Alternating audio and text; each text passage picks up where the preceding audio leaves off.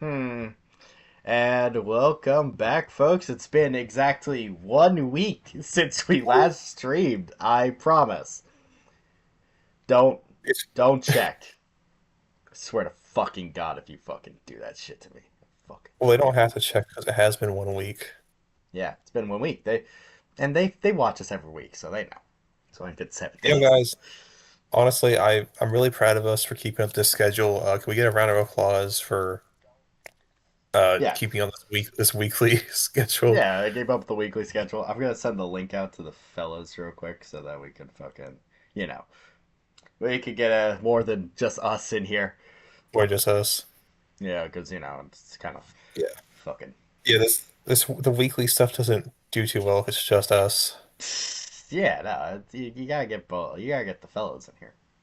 Yeah,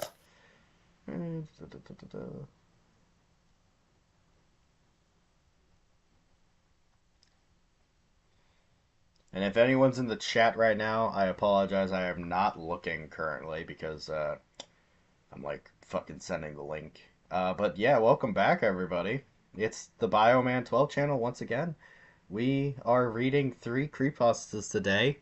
And a treat for all of you, I'm pretty sure every single one of these is like, you know, I think they're all fucking Jeff the Killer esque fucking origin stories.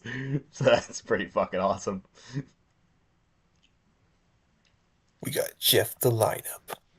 We got Jeff the Jiggler.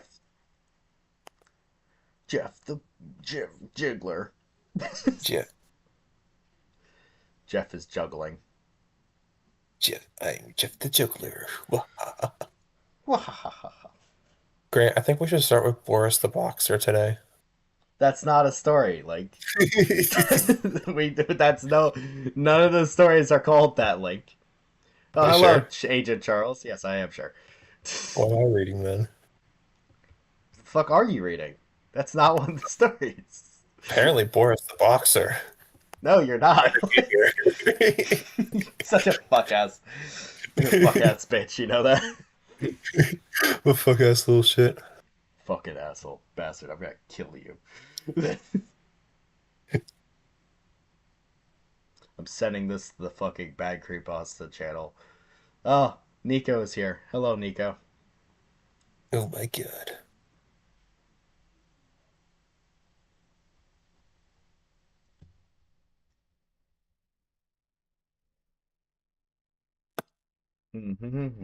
All right, well, we have one viewers, which is a lie because it appears that we have two viewers. These people just fucking lie to me all the goddamn time. Oh, we have Guys, five viewers, actually. Okay, cool. Never mind. everybody, everything's okay. The algorithm hasn't failed us yet. We're so fucking back, dude. We're so back after 1 week. After 1 week of being away, we are so back. All right, so Link, I believe we have decided that it's Yeah, Boris the boxer. no, we're not Link. I'll kill you,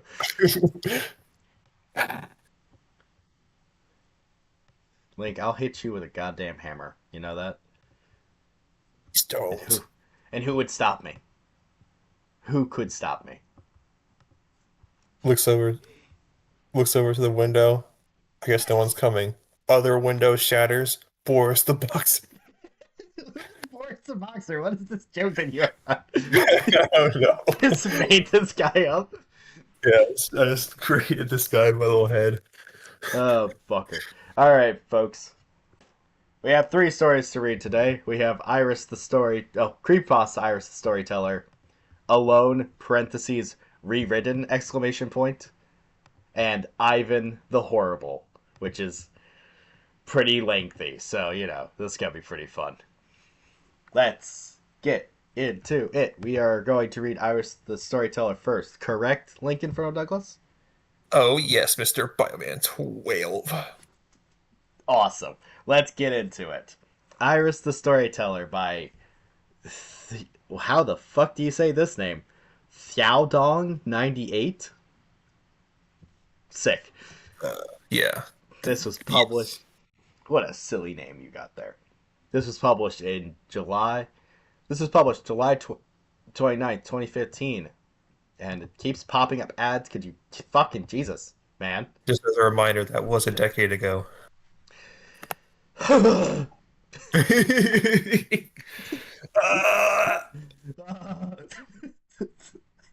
I feel like the fucking bad guys in fucking the Indiana Jones movie. It's melting. The Ark of the Covenant, or the other one where he turns into a skeleton. Oh yeah, we're back on fucking DeviantArt, of course. This story has 18 favorites, 24 comments, and 2.5 thousand views. And I am one of those views. I feel very special, honestly. We're an exclusive club. So you guys are an exclusive club too, because you're reading it with us. Yeah, yeah, you're one of like there have been more people to Hmm. Actually, I don't think that's true. I was gonna say more people have been to Mount Everest than seen this story, but I really doubt that, to be honest. Yeah, it probably hasn't been 2,500. Let's check that link. Looking up information.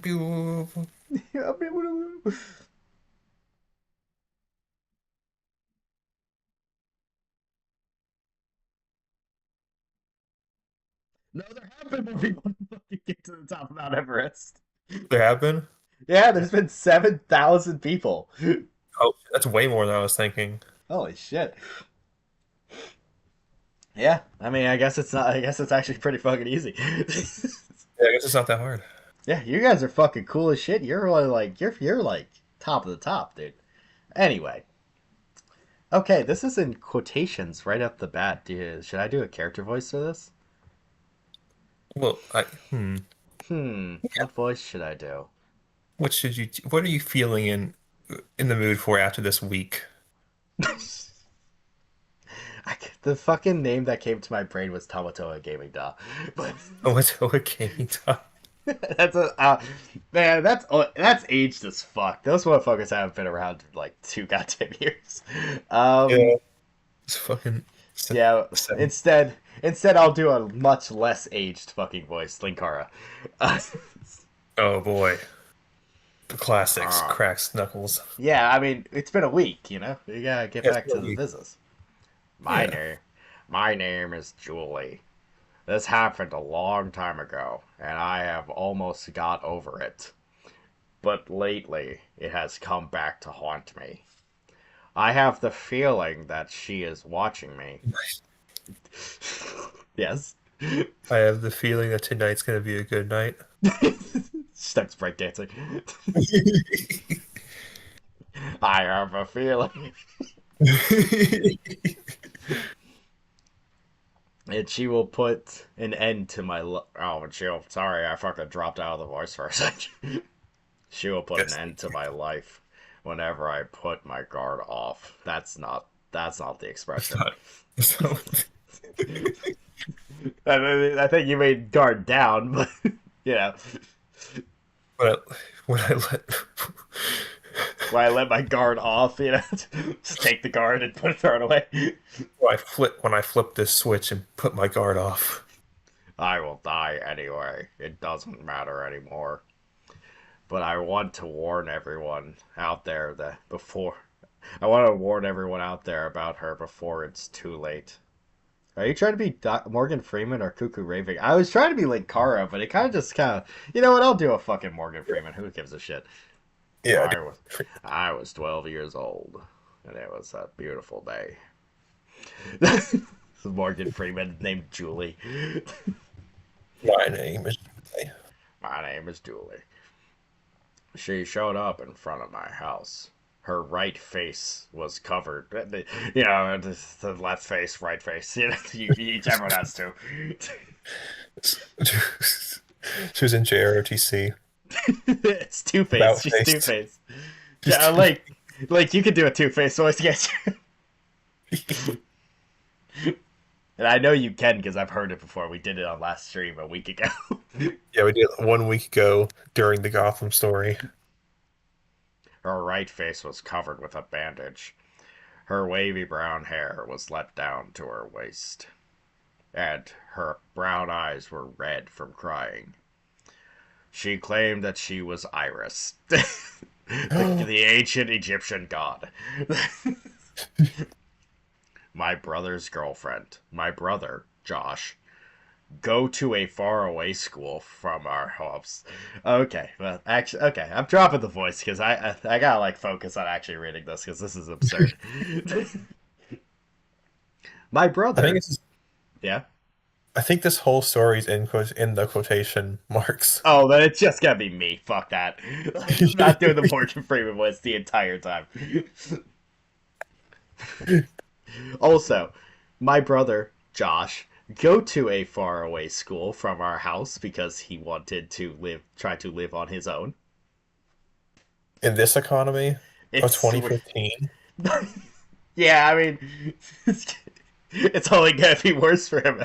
it's only gonna get a lot worse in 5 years. My parents always supported his decision, since he was the one that never did anything wrong. He told us about his girlfriend once or twice, and this girl fitted perfectly with his description, except for the bandage. Okay. Yeah, I mean, usually when describing like your significant other, you don't describe, hey, by the way, they do Yeah, half they their really face. like to they really like to like wrap the right side of their face in bandages. I don't know why they do it. Like there's nothing underneath. It's just normal face. She likes to cosplay as mummies a lot, you know. Yeah. She she was the only fan of the Tom Cruise mummy movie from 2019 or whatever the fuck that movie came out. By the way, off topic. That movie is garbage. I haven't seen it. Step by step, death by death, I always be your boss. This is Pimp Demon. True. The fucking Pimp. Mummy movie starring Tom Cruise is genuinely like F tier. It's so fucking bad. I watched it on a plane one time and it was fucking garbage. Fuck. Yeah, fucking bandage. My parents welcomed her with hospitality. They asked her about Josh. The girl paused for a second, looked down in sorrow, and informed us that he was murdered.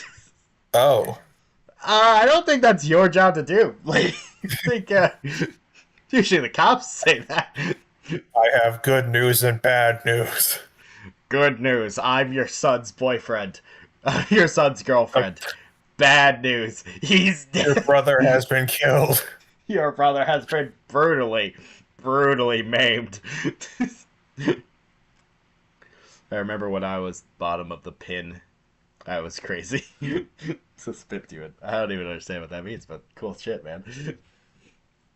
Pimp Demon, is someone torture you with a needle? I mean, I always kind of knew you were a bottom, but you know, anyway. But But they asked about yeah, but it had been brutally murdered, of course. His body hadn't been found since what? Since he was murdered. Okay, so how do you know that he was brutally murdered then? Oh well, why do I oh ask that question? It's because you're a murderer. yeah, Because you did she it. was the one. Because you did it, obviously. She's telling the story of how she murdered the brother with a knife. Mom was devastated. Dad was trying to stay strong and calmly asked her to tell us everything she knew. She stayed for dinner, told us everything. She said my brother and her family had just finished dinner when suddenly the light went off. The only one singular light in their house. We can only afford one light, kids. We Do can it. only They're really broke. We can only afford one light bulb. Yeah, this living on its own thing wasn't working out too well. Her father went to check if everything was all right, but he never came back. Next thing she knew, sorry, this fucking sentence brain fucked me. Next thing she knew was running and hiding for her life. That's all she knew. All she knew was how to do it was survive. Pimp Demon asks, why is a Spartan reading a creepypasta with a guy with hairy arms? Well, I have hairy arms and Link's wearing a Spartan helmet right now. Yeah, I don't take it off, dude. I shower in this thing. You will never get a fucking Lincoln Furrow Douglas face reveal. Never. Never get one, never. That's a voice you gotta do as a character today. The vaguely Christian voice. Yeah. I can't believe this. Why do they call it murder if he's not murder? If I call the storyteller if you're not telling a story, I am telling a story. Oh, Oh. well, I guess that settles it then. She said, yeah, fucking, next thing she knew was running and hiding for her life. Her right, her right face was injured by the murderer while she was trying to save my brother. She said she was able to escape and stay alive thanks to his sacrifice and attempt to save her. There was no one left except for her. And all right, so I've escaped the serial killer. First line of action: travel across the country to find his family. There's, oh God. Well, after they abolish the police and like the National Guard, all I have to do, all I can go to now is the next of kin. She said that she needed to look after my family and take care of us for my brother. She cried. Did she turn into Two Face? Yes, she did. The way she told the story was so innocent and so sincere that my parents immediately took a liking to her. Sorry, Like he on her. liking on her. Dad, get off her. That sounds perfect.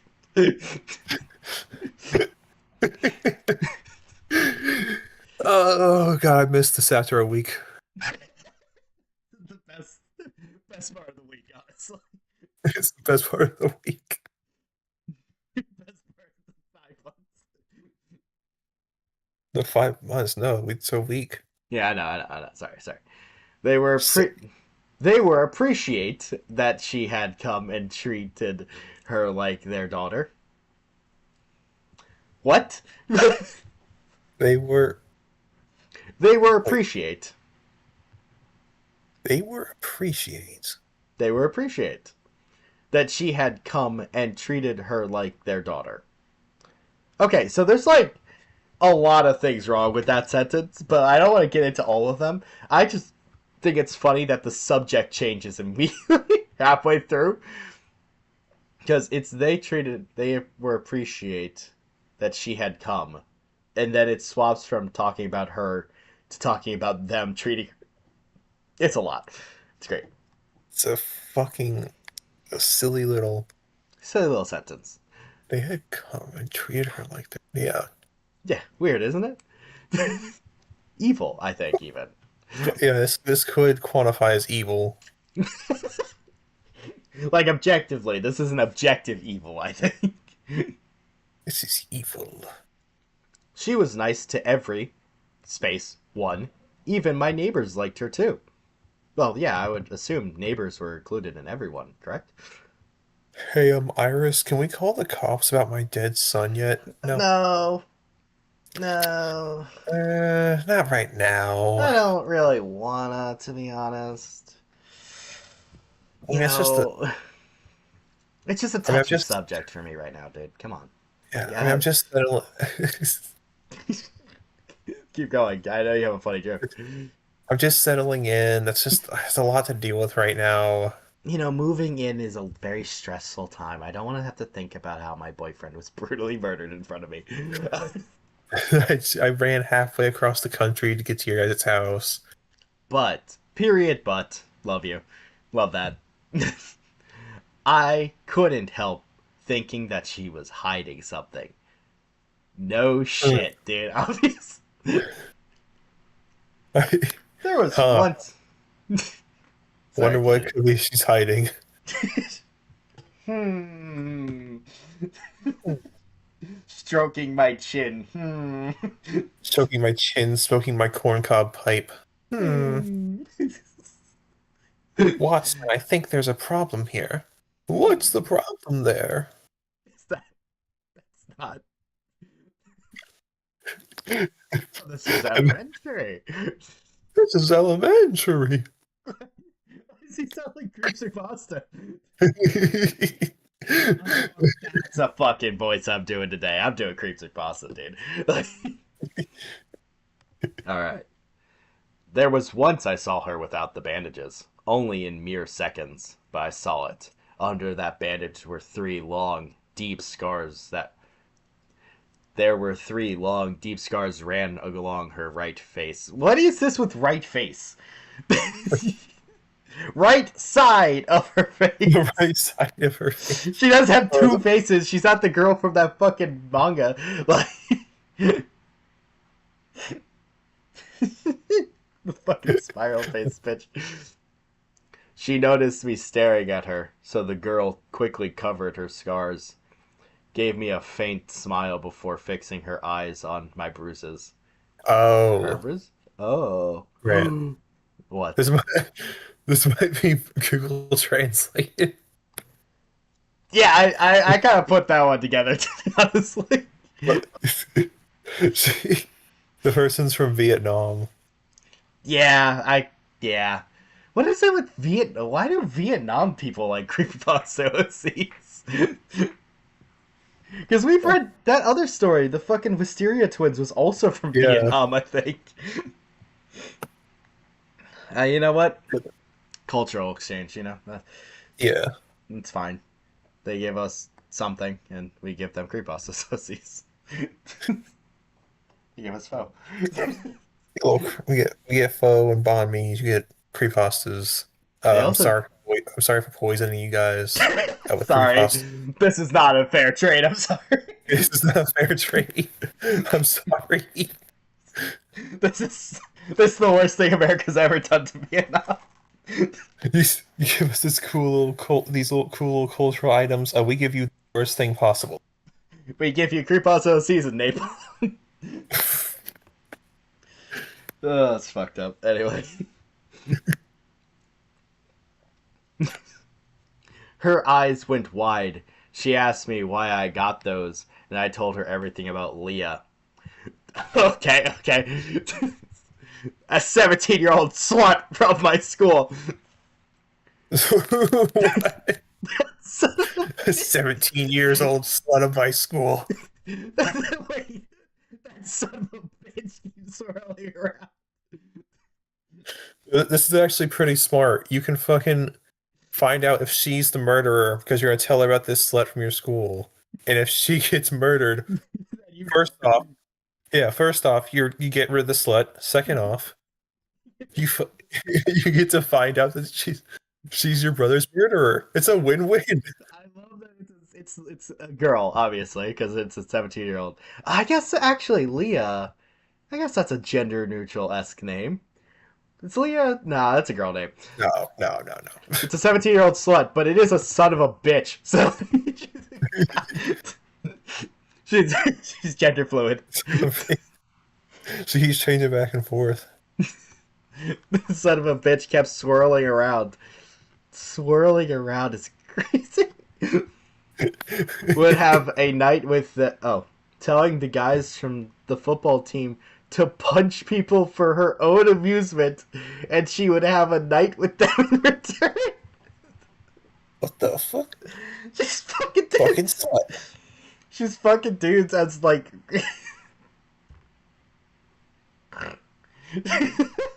She's fucking dudes in exchange for like putting hits out on people. This is incredible. I'm so glad we started with this one. That's what it is, a little fucking treat. I didn't know. I didn't know why I told her the truth that I was being bullied, since I never told anyone, including my Oh, parents. oh, be honest. You knew you wanted to see if she'd murder her. You knew. Come on. Come It's on. okay. Everyone, like, every once in a while, like, accidentally kills someone. Every once in a while, everyone accidentally tells a serial killer about their enemies. Come on. I've done it. That's why Man, we don't. it sure would be awful if someone killed this slut from my school. Oops, I dropped. her Knife. her driver's license, this This knife, knife. Her driver's license. And her and the home address. and the keys to my parents' car. This is peak. I'm so glad. But this girl somehow made me feel safe whenever I was around her. She took care of my bruises, thought up an excuse for me to tell my parents, and told me, "Oh, do you want to be the serial killer? You want to be Iris the storyteller?" Oh, Yeah, yes, I would. do a silly little voice for her Everything will be all then. right. A good child never punches people. Leah will get what she deserves sooner or later. She gave me a soothing yet mysterious smile before leaving the room. Hey, look, you killed it. Oh And man, I hope that doesn't mean she's gonna go kill her. I really hope she doesn't murder her. Oh my god, just like she murdered my brother. The fucking favorite. The next thing I knew was Leah's death. She was brutally murdered. Next to her corpse was a note which contained a short paragraph describing her death and the reason why she should die. All was written. Described it in case the fucking detectives couldn't figure it Good out. thing. The coroner's just looking down at the corpse like, oh, fucking no. Oh my god, there's multiple knife wounds. What could have killed her? She's got multiple stab wounds. Some kind of blade must have done this. Multiple I'm stab wounds. Well, I don't see any bullet casings. I'm I I'm going to go out on a limb here. I think she was hit by ice skates. You're a genius. The the words were so convincing. Fuck you mean convincing? Yeah, I would assume You they're think convincing. They're attached to a corpse.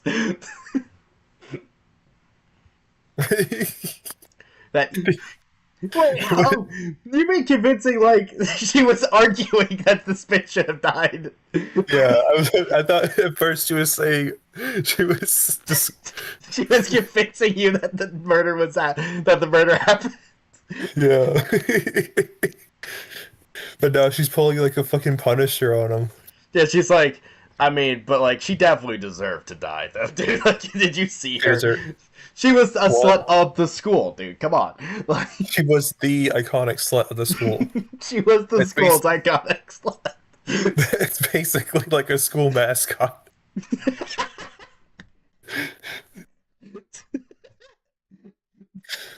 Huh, why did we name our like our school's team the Orange County Sluts? The Orange County horse. The Orange County Horse. All right. We have 8 viewers right now. Hi guys, how you doing? Speaking of fucking, oh man, this is reminding me. Donald Trump definitely did that shit, dude. He is definitely guilty. Not to bring politics into the channel or anything, but oh my god, he did that shit. A little list. That little list. Probably a pretty big list, actually. Yeah. A big one. Would it be really funny is the Epstein list comes out and the only name on the list, there's only one person, it's Donald Trump. They're uploading it on like a Commodore 64. That's why it takes forever to get out. It's like there's like a little note underneath the one named list, and it's just like, yeah, this motherfucker came to the island a lot.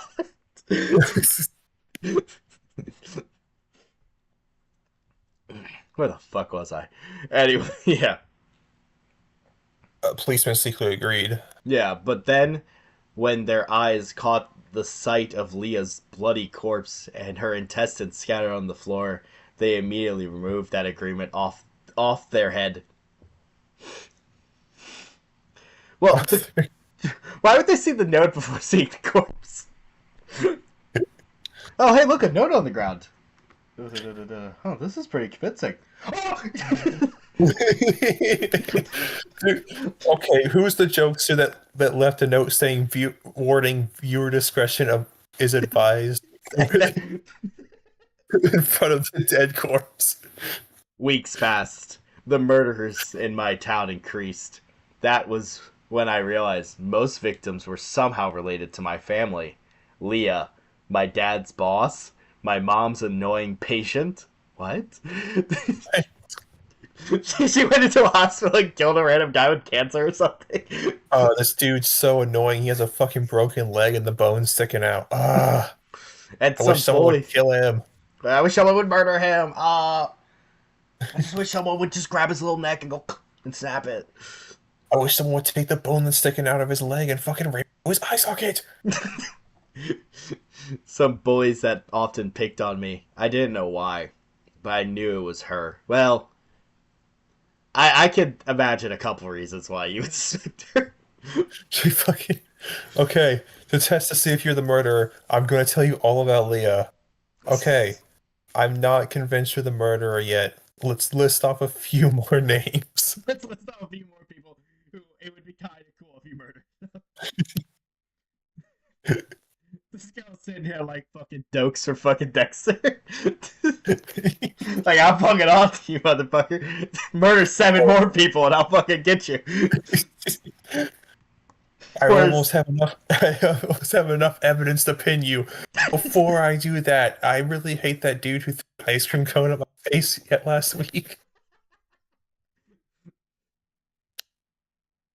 I couldn't tell the police about. Oh, who the fuck are I? I didn't know why, but I knew it was her. The murderer was the girl that I was sharing my house with.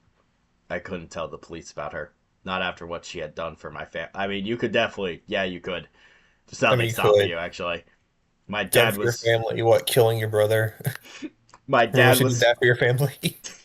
My dad was promoted since his boss had died.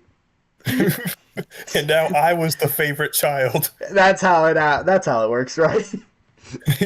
He was the only one capable of replacing his boss. My mom finally got rid of that patient who made her struggle for what are we talking about? And I was no longer bullied since most of the bullies were killed. The rest of them were too afraid of the anonymous killer to pick on any of the other kids. She helped us too much. She somehow had taken a place in each of the family members' hearts. It's only one. Only one. Only what? A It was mostly singular mine. heart. A singular heart between the three of us. A communal family heart.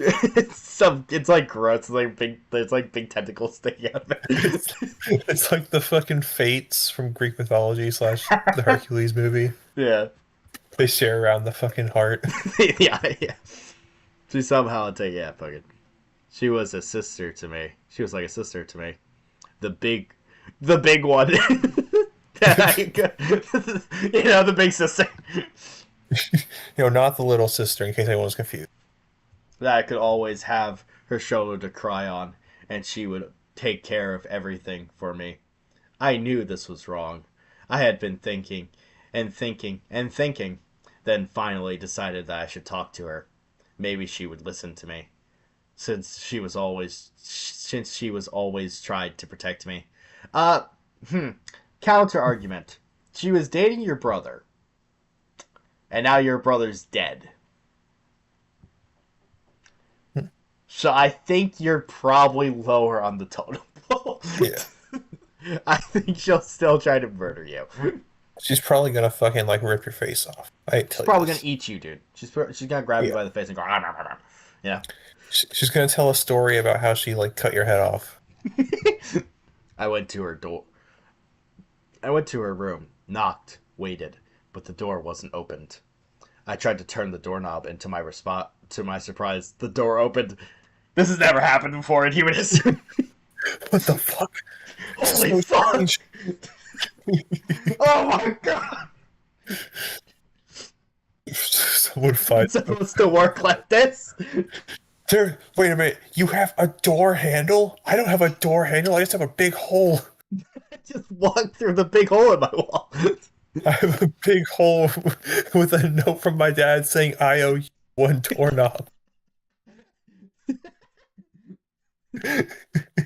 It was eerie silence filled the room, but I didn't see anyone. It was 2 a.m.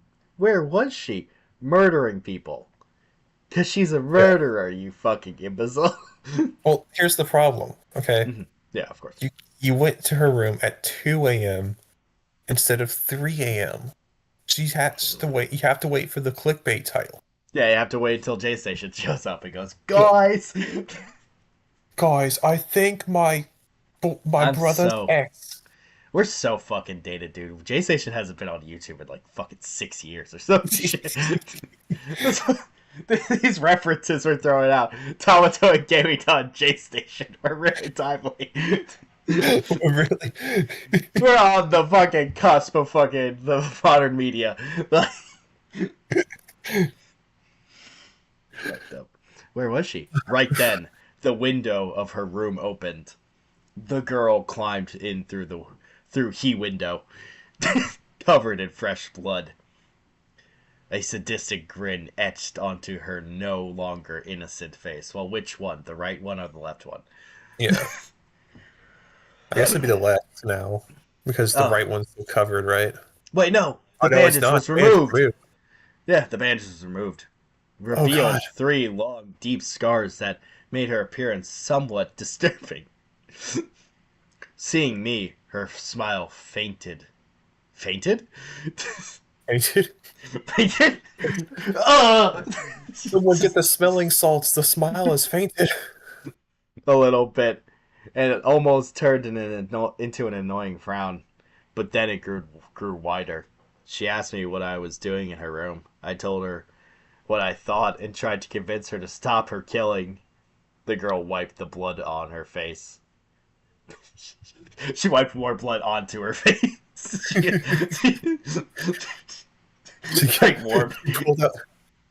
She pulled out like a heart and started dapping up her face. She like looked down at her hand, saw that it was covered in blood, and just like absentmindedly started rubbing it on her face. She said, "1 second, I gotta powder my nose." Start fucking powdering your nose with a heart. The girl went, yeah, through her black leather jacket. Okay, awesome. Threw her black leather jacket on her bed, kicked her black boots straight to the corner of the room, and smiled. She wilded on my vine until I failed, says Debbie David. Hey, Chad, welcome to the fucking stream, boss. Welcome, Chad. The fucking goat, let's go. Let's smoke a go. And said, like, it's your turn. Oh yeah. Yeah. You're a good child, but your parents aren't. She then Like, yeah, pushed my me. parents aren't children. Yeah, I knew that. I mean, it'd be pretty weird. I'm like 17. My parents physically cannot be children. She then pushed me out of her room, locked the door. I was panicked. What did that mean? Are you stupid, main character? Thank you. Main character, are you genuinely the dumbest person in the world? You What deserve to could get that? murdered, main character. I banged on her door, tried to ask her for an answer, but it remained silent. I sat in front of her door, hoping to stop her if she tried to harm anyone of my family. But then I fell asleep. At the door. Yeah, you're just no, don't kill anybody. Don't kill it. Just immediately fucking cocks out. Yeah. Unfortunately, I forgot to mention that I have crippling narcolepsy. It's a real tragedy, honestly. Yeah, I have to deal with it every day. My parents were dead by the following morning. 2 notes were left next to their corpses. The reason in my mom's note was heartless. She took money from the families of her patients, but then she left them when they needed her most. And my dad, he was cheating on my mom. Oh my god. Okay, awesome. He even had 2 other kids with another woman. Damn, he got around. What a slut. He was the slut of the. He was the slut of the business. He was the slut of the family. He's the slut of everything. Who's the slut of the channel? Like, is it you? Looks down. Gulp. Think I think it might be me. My neighbors were dead. Okay. No explanation for those ones, honestly. Iris was gone. No one, nobody but me seemed to know about her existence. I moved to my aunt's. He's the mascot for the school. I moved to my aunt's house. It has been 5 years since that incident, and I have never told anyone. Why? How would you not tell the police about like a whole neighborhood getting murdered? How could you not? What? How did you not tell them they were murdered? Someone would show up eventually and be like, "Hey, Yeah, they you are know, all right." yeah, you know what? Let's forget them not forget you not telling. How do they not know? Not figure it out after a while. This whole cul-de-sac's been pretty like quiet for a while, and there's a lot of No one's flies, been and it paying their really elect. smells. No one's been paying their electric bill in a month. They have been paying taxes, electric bills, water bills. Man, these people are fucking lazy. Cut it all off. I moved to my aunt's house. It's been 5 years. I never told anyone, even the police, about the third note I found in my house that day. It was a note for me since it was placed on my window. It read, You're a good child. Keep up the good work, and everything will be all right. "Why do they call it school if they never school?" Like, what do I call? Oh, sound true. Is that all true? I Is it my thought, I thought I had got over it. I thought I will never see her again. But yesterday, I woke up and there was another note on my mirror. I saw you cheated with your cousin's boyfriend. Bad kid. You're just like Josh. A good child would never do that. She'll come for me. Oh, sorry. I think this is you still. Oh wait, why am I reading it to you? No, yeah, Sorry. you read. It's fine. You I read it. saw you. Fucking, I'm. I saw you cheated with your cousin's boyfriend. Bad kid. You're just like Josh. A good child never do that. I think it's still you. It's still in Oh, quotations. she'll. That's weird. She'll No, come wait. for me. Wait, I It's not. forgot the No. entire story is Oh in yeah, the story's quotations. in Yeah. quotations. Yeah. She'll come for me. I know it. There's no point in calling. Uh, ooh. Spooky ghost. She tried she tried to jump scare us at the end. Oh my god. Oh. Literary jump scare. The entry was ended there.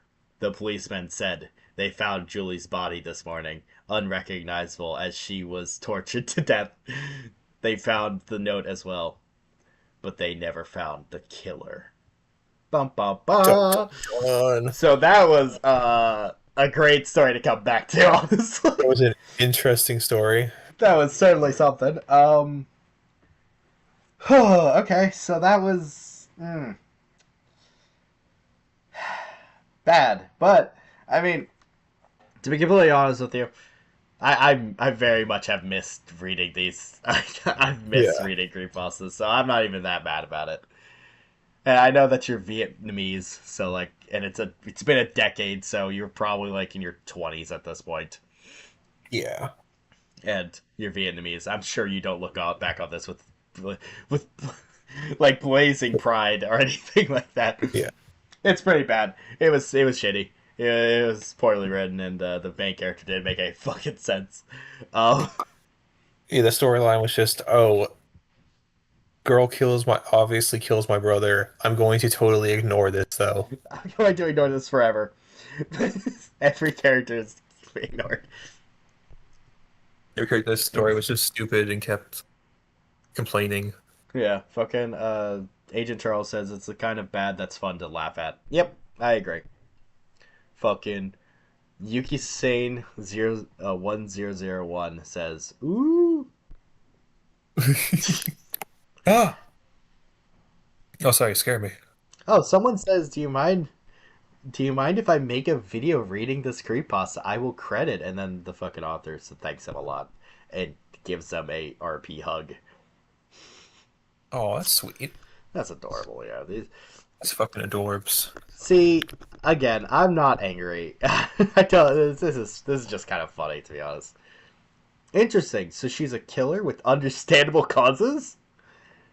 Huh. I mean, I don't think watching someone else cheat on their boyfriend is a reasonable cause to brutally torture them to death. But I will say she wasn't really a storyteller. She was more of like a watcher. she was more of a torturer. Yeah. What if she was Iris the reviewer and she reviews how evil you are? Hello, I'm. Hello, I'm. Hello, I'm Iris. She shows up here at your house. I torture you, so you don't have to. What the Yeah. fuck? And we're still doing the power scaling because that's something we did last week as well. Oh yeah, Um, we do we do this weekly now. We power scale them. yeah, obviously. I don't know where I would rank her power scaling wise. She seems to just be kind of like a dude that could Yeah. murder Well, we'll people. see. We'll see how powerful she is in comparison to the other two. Yeah, let's see how alone how the guy from Alone stacks up. Yeah. Watch one of these stories. We fucking like log in one day to read some of these, and it's just like, my character's a serial killer. My character turns into a werewolf. My character blew up the moon. My character, Goku. My character beat up Goku. All right, so I'm just gonna. Oh, okay. What? So this is Alone rewritten exclamation point by Heartbreaker 37. Um, I'm just realizing this now, looking down. This is chapter 5, and I'm looking at the fucking sidebar. there's, Oh, there's no other chapters, so I guess we're we're five jumping fucking. right into it. You know what? Let me check. Is there other fucking versions of this, or is it just nope?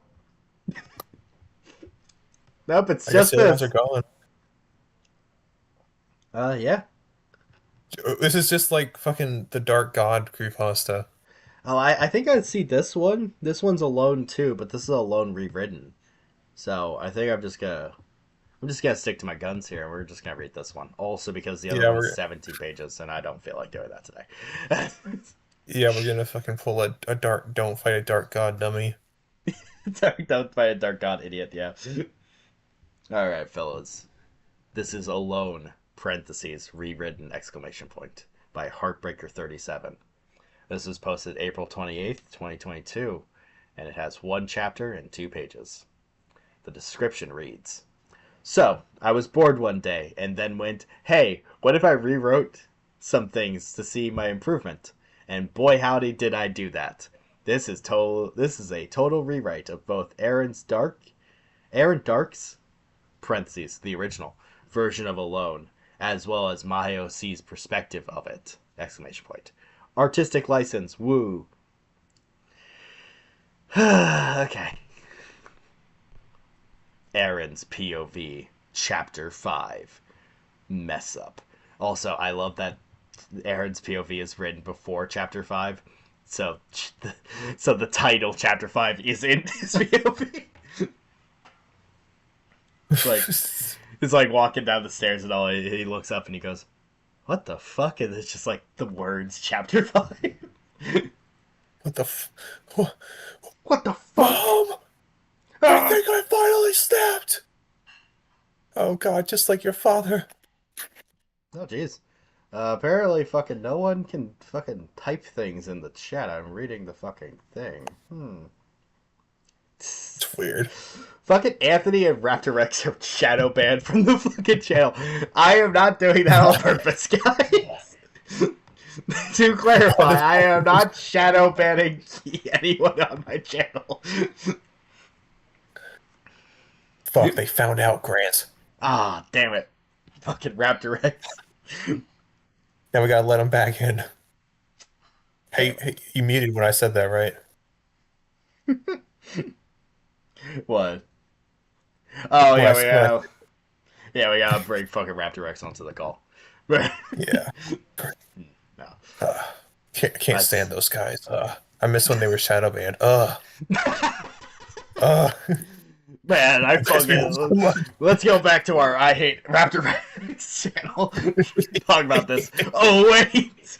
Oh. Wait a minute, Raptor Rex. No, I Anyway, wasn't muted. I sigh reluctantly, accepting my fate of having weird looking jeans. Great way to start a story. The My dim mom light. bought me a size too short. I'm wearing high ones now. They're above my ankles. I look like a fucking dork. I look like Millhouse in that one episode. Everything's coming up, Bill. Everything's coming up, Aaron. The dim light from the hallway enters my room as I open the door, preparing to deal with whatever bullshit these bastards and bitches have for today. The floor creaks as I walk down the hallway, and suddenly I feel something touch my shoulder. God damn it, it's one of these! I God damn spin it. around and throw a punch at whatever it was, but it ducks and sprints down the corridor, leading to EJ, Masky, and Ben's room. It kept sprinting, not entering any of the rooms, like there was more of this mansion than I knew of. What the fuck are you talking about? What? I thought I ran into their room. Okay. Uh, Ooh. It just yeah, it kept ran into their rooms and corridor. It ran into the corridor leading to their rooms and then oh, kept okay. running. Okay, I guess it just keeps going, and the main character just didn't think about it. What the fuck is this What the strange fuck? entity? Ah! I started sprinting after it. It and almost crashed into a wall, but stopped myself before I do. I stared at the tattered wall, examining the antique wallpaper for any indication of where the shadow thing went. I noticed a strange rip in the paper, high on the wall, despite the other rips, tears, and bloodstains. Do the creepos of characters just like murder people in the house? Like Yeah, you know. it just seems Yeah. inconvenient, you know? Then to bring them back, bring them back, and then murder them in a random hallway. Well, the reason they do it is because like the Slender Mansion's considered its own like they have like sovereignty, their own So sovereignty. yeah, it's own country. And we will not be opening up we will not be stopping the tariffs on the Slender Mansion. This is not the Trump voice I usually do. It's pretty bad, but I gotta keep doing it. Yeah, And I went up to Slenderman and I said, "You gotta open. We gotta tariff you. I'm sorry. I gotta Eminem, tariff you. I know we Eminem, were this. both. Well, sorry, continue. No, you go. I'm sorry. I know that we both had very good times on that island, Slenderman.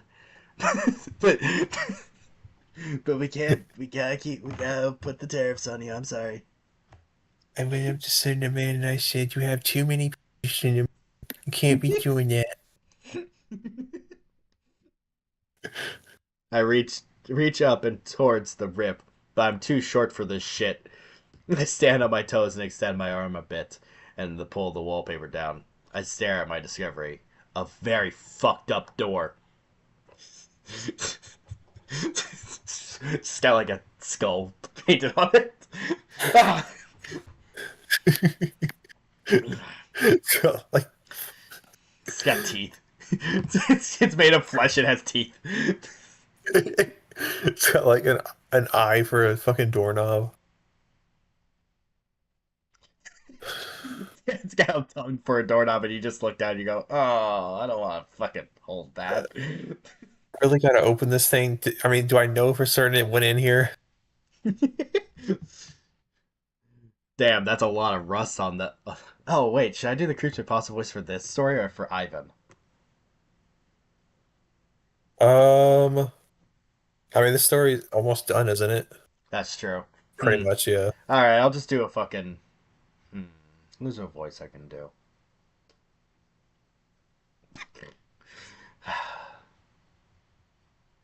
Hmm. Link, give me a I, voice. hmm. Looks at the wall. Hmm. Hmm. Oh, Vegeta. Vegeta. Could do Vegeta. That's true, Vegeta.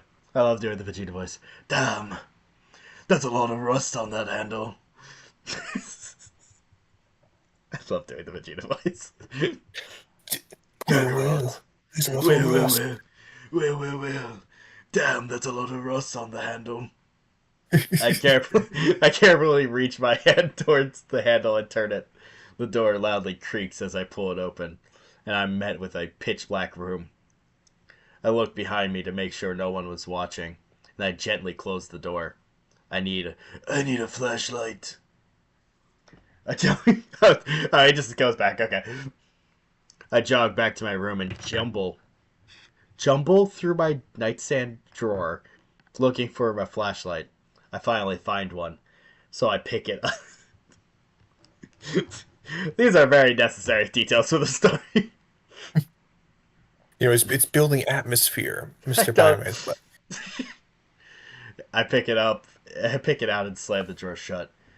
You really shouldn't do that. What the fuck? Oh no, this is a different it's the character. new. Link, you do this voice. Hmm. Emperor Palpatine. You really shouldn't do what you're about to do. I jerk up. I say, I jerk up and turn toward the doorway. Hoodie stands there with his arms crossed, probably with a look of disapproval or disappointment under his mask. Why? This isn't any of your business. I fumble with the flashlight, checking to see if it has batteries. That basement isn't meant for you. And why is that? Well, if you're going to be sarcastic, then you can find out for yourself. I wasn't being That was sarcastic. I was I really asking a want to genuine know. question. What the fuck went allowed down there? No, that was a genuine question I was asking. Oh, Uh, there's like well, a that's weird because fucked up ghost down there or something. that's what Slender Man keeps the unwanted proxies. That's where Slenderman keeps the werewolves. The the werewolves? Yes, the werewolves. That's just what I tell Hoodie what. The real reason's all my beers down there, what?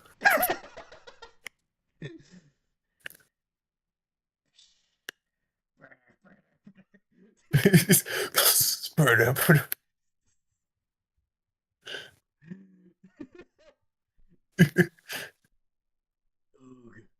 Listen, I'm sorry. I'm just confused. I sigh. No batteries in this damn thing. Damn. Damn it.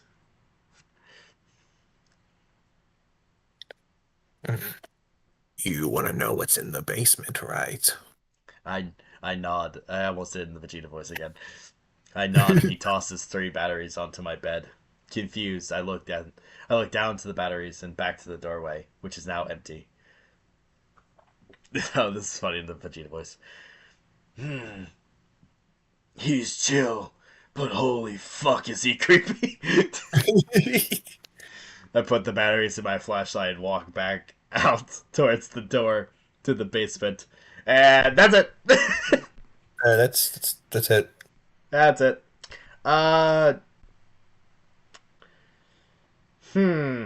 Yeah, that was nothing. I suppose that's kind of our fault because this is chapter 5 of a much longer story, I assume. But this was this was the rewrite, I assumed. And it just doesn't have anything in it, so you know Yeah. what?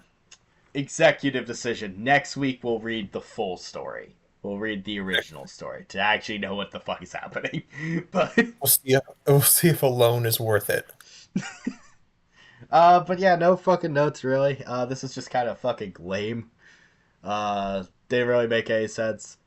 Even if it's just one chapter, it's kind of fucking silly and kind of structurally bad. And yeah, in power scaling wise, this character couldn't even punch a shadow. So, fucking Yes. pussy. Pussy bitch. Yeah, Fuck I think I know who's gonna lose. you. I know who's out first. All right. Yeah, no, but Um, that was a pretty mundane, pretty boring one. We don't even know what this character looks like, so I can't add them to the Royal Rumble anytime soon. yeah, My apologies, fellas. Don't worry, we'll read it next time. Oh, also, I forgot to mention this at the beginning of the stream. Don't worry, it's only been an hour, so if you were wondering why we're reading these three stories, you're about to get your answer. So we were originally going to read a story called Tiki Toby Turns into a Girl. Uh, but unfortunately or fortunately, uh, for for whoever is wondering, that story was terminated from the fucking DeviantArt. So it depends on if you're a fucking glass half full or glass half empty kind of guy. on one hand, we didn't have to read it. On the other hand, we did get to read it. So they escape my fucking grasp sometimes. They slip right through my fucking fingers. It just happens sometimes when you do these weekly kind of shows. Yeah, these weekly kind of shows when you're like sometimes within the span of a week they delete these stories. Yeah, yeah, of course, of course. They get nukes from orbit from fucking deviant art. Imagine getting deleted off DeviantArt. How bad did it have to be? Oh fuck. How embarrassing of a fucking mistake was it for the author to immediately delete it? Like, yeah, I don't want this on my resume. It's I gone. really don't want to What fucking. happened? I don't want to think about this anymore. They were an avid viewer of our stream. They heard we're gonna read that story in a week, and they're like, "Oh shit, Oh fuck! It was Anthony. it's Anthony." Anthony wrote Tiki Toby gets turned into a girl. That's why he didn't come back. Yeah. By the way, fellas, unfortunately, Anthony will be unable to join us on stream for the foreseeable future. He is in critical condition, and I'm being Yeah, serious right now. He's in critical condition. I really warned him. I warned him against wearing that meat suit out on the communal camping trip.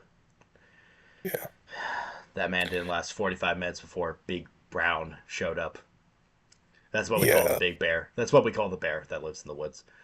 Uh, yeah. I also probably should have warned him that it's a camping tradition for us to blow a bear call, and whenever it shows up, we like throw fruit snacks at it until it does something. but in high, but you'll only sometimes. should have warned him against wearing the meat suit, especially because I knew we were going to do the traditional run away from the bear relay race.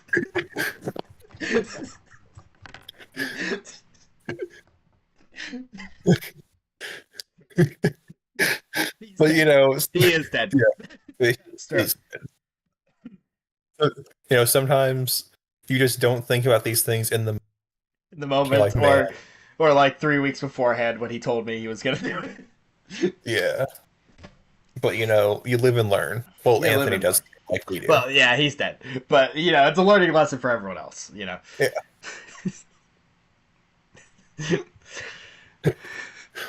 This is a goated stream. This is like a top five all time. It's a pretty funny fucking stream. It's not even the fucking stories are particularly funny. It's us. It's just us today. We're just fucking Yeah, cracking off. we're just goaded like that. Dude, wait, dab me up.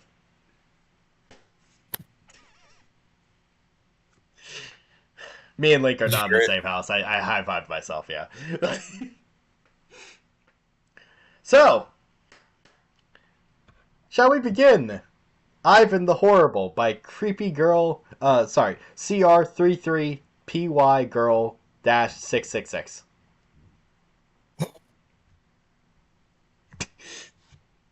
Wait a minute. Yes. That's the devil number. Holy fucking shit! You're right. Oh my Lincoln, god. Lincoln Yeah. Douglas. Let's do it, Yes. boy. Let's do it. Yeah. Let's High hurry five. before this. We are breezing through these, by the way. That was like we've only been streaming for about an hour. We're already on to the last story. We finally figured out how not to pause for 3 hours. Let's get through at Sure. least the first four chapters. Let's Yeah. see. Let's see how Ivan the Horrible's doing. Yeah, yeah. All right. Let's So see this if Ivan the he's. Horrible. Let's see how horrible he is. Ivan Cal, and that's not a last name off the bat. We That's are loving not. this. That's not how names are written. I don't know why, but I assume. Oh, it is Russian. Okay. Uh, I saw the name Ivan the Horrible, and I was like, wouldn't it be funny if I made this character Russian? Is He it actually, Russian? yeah, he's from Moscow. Oh yeah. So they're thinking like, huh, because Ivan the Terrible. You see that'd be a Yeah. funny little play on words. Wait a minute. The Ivan author Cal, did something. clever. Ivan Cal was not happy to be returning to his hometown after 13 years.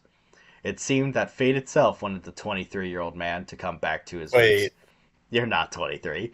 Brad, Yeah. I have bad news for you. What's up? So according to the header Yeah. and the context clues in this story, Oh. he's actually American that moved to Russia and now is moving Ah. back to America. Man. All right. Fine. I thought you were But who cares? clever. Yeah, we're gonna make you Russian anyway. He's gonna have a Russian accent anyway. Like, I mean, you've been there for 13 years. You probably have one. no. You do the Russian accent. Like, I'm bad at accents. Life was good in Like, Moscow. it seemed fate itself wanted the 23-year-old man to come back to his roots. Life was good in Moscow. Peaceful. His family first moved to Russia when he was 10, and he planned to stay there for the rest of his life. Then the war started. Then Ukraine happened, and he was like, pulled out his Mm, collar. He was like, I don't really feel like yeah, dying in Ukraine. I feel like going there. I don't feel like getting bombed by a drone. I think I'm gonna This. go back. Oh my god! I was actually, Wait, is despite he doing Ivan that? having just finished his military career, Oh yeah. he was ready to begin his life a stronger man. As a teen, he spent his days drinking and smoking with friends, but the military taught him discipline and gave him physical strength. He had quit bad habits, started working out daily, and helped his father at a local bakery. It seems that good times couldn't last forever, though. The It's been image a of his. very Yeah. eventful adult life for this dude so far since turning 23. He joined the military and fucking built his bakery. And fucking opened a bakery. So Damn. when did the bakery happen in this time frame? Maybe he was like a like a Russian national Maybe, maybe, guardsman, maybe, maybe. like a weekend warrior. But I have yet to meet one that outrun bullet. They have made yet to Anyway, meet a loaf that cannot be baked. the image of his father laying face down in a pool of blood still played in his head as he carried the last of his belongings out into his mother's cabin. The crackle of the fire was the only sound that could be heard. Both his mother and her new husband sat together in the kitchenette. The what? The what? Is that a strange little Russian word? It's a little kitchen. Itty bitty kitchen. You Two know, inches across. yeah, this house has 1.5 kitchens. His presence alone caused the two to cease their conversation and stare at the burly man without bothering to help him unpack. Well, yeah, you're 23 years old. Don't fuck it. Don't worry about Okay, grandparents were stupid. Kitchenette is a real thing. it. Bean Dad Mandela comments, just finished his military career. This was written by a 13-year-old who has no grasp of how careers work. Probably thinks, oh, I'm sure I'll be retired by 30. Yeah, I mean, military career that ends at 23 is a pretty fucking short military career, isn't it? What if that is the fucking his backstory? Like fucking Ukraine happened and he fucking left immediately. Well, no, it's the image of his father died, I guess. And Oh, now never he's mind. here. Yeah, his father was shot by like the mafia or something. Must Putin just be himself showed up and grabbed his judo through him. threw him through a window. His present, yeah. His mother felt like she had done enough for him by offering him the supply closet as a spare bedroom. Okay, The bitch. supply closet? Supply. Fuck you. Get the supply closet. The fuck? How big is your supply closet? You know, like supply closets are like 2 feet deep usually. Is he like standing up in the fucking closet? Is this like fucking Futurama?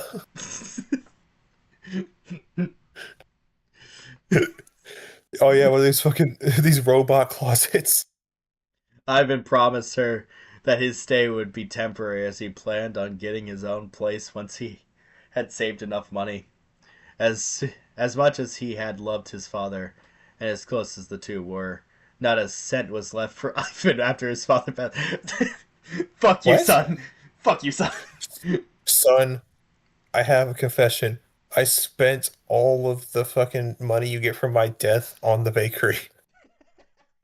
Son, not only are you not getting money, you're going into crippling financial debt for this bakery.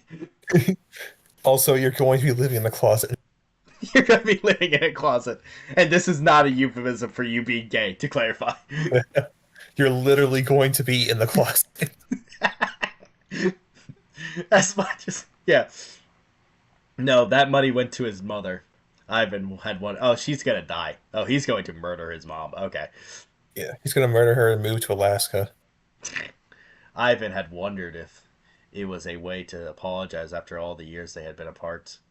That, or a way to say sorry for the pain he had caused in the past. Oh, I get to be the mom. Okay, You get I'll to be do her fucking. as creeps me pasta. Because okay, but it doesn't. So far, it's I think the implication is that the mom and the dad divorced when he was 10, and the mom didn't go with the dad. I assume, right? That's what I'm Yeah, getting I at think least. so. Yeah. Okay. That's what I'm thinking. I Oh don't. hey. Yes. I don't really understand how this dude like had wh- where this was this dude live. Wait, so he was living with his dad pre. Yeah. Yeah. He was living with his dad. Okay, okay. I guess he wasn't doing too well off. That wasn't having that good of a. Had to immediately move into a closet. Yeah. No, it wasn't. So, so what exactly about? Maybe it was like mafia or some shit. I mean, we got like Yeah, 12 chapters to get through. Maybe it'll explain. maybe he like he was. Ivan, there is leftover salmon in the fridge. His mother spoke as she and her husband stood. Stephen and I are going fishing this evening. Ma, why Okay, do you talk like that? Ma, why do you talk like that? He's turning Scottish. What the fuck? Ah, they're both in Okay, Europe. they're close enough. Or they're Yeah, they're practically north. next to each other.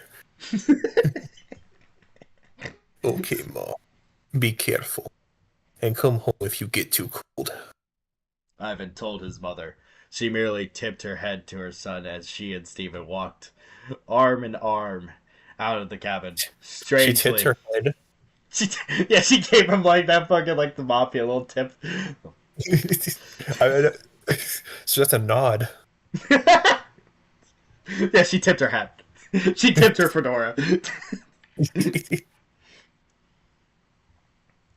Ivan met the cold gaze of her husband, his eyes locked with a scowl and cinnamon brown eyes as Stephen passed it.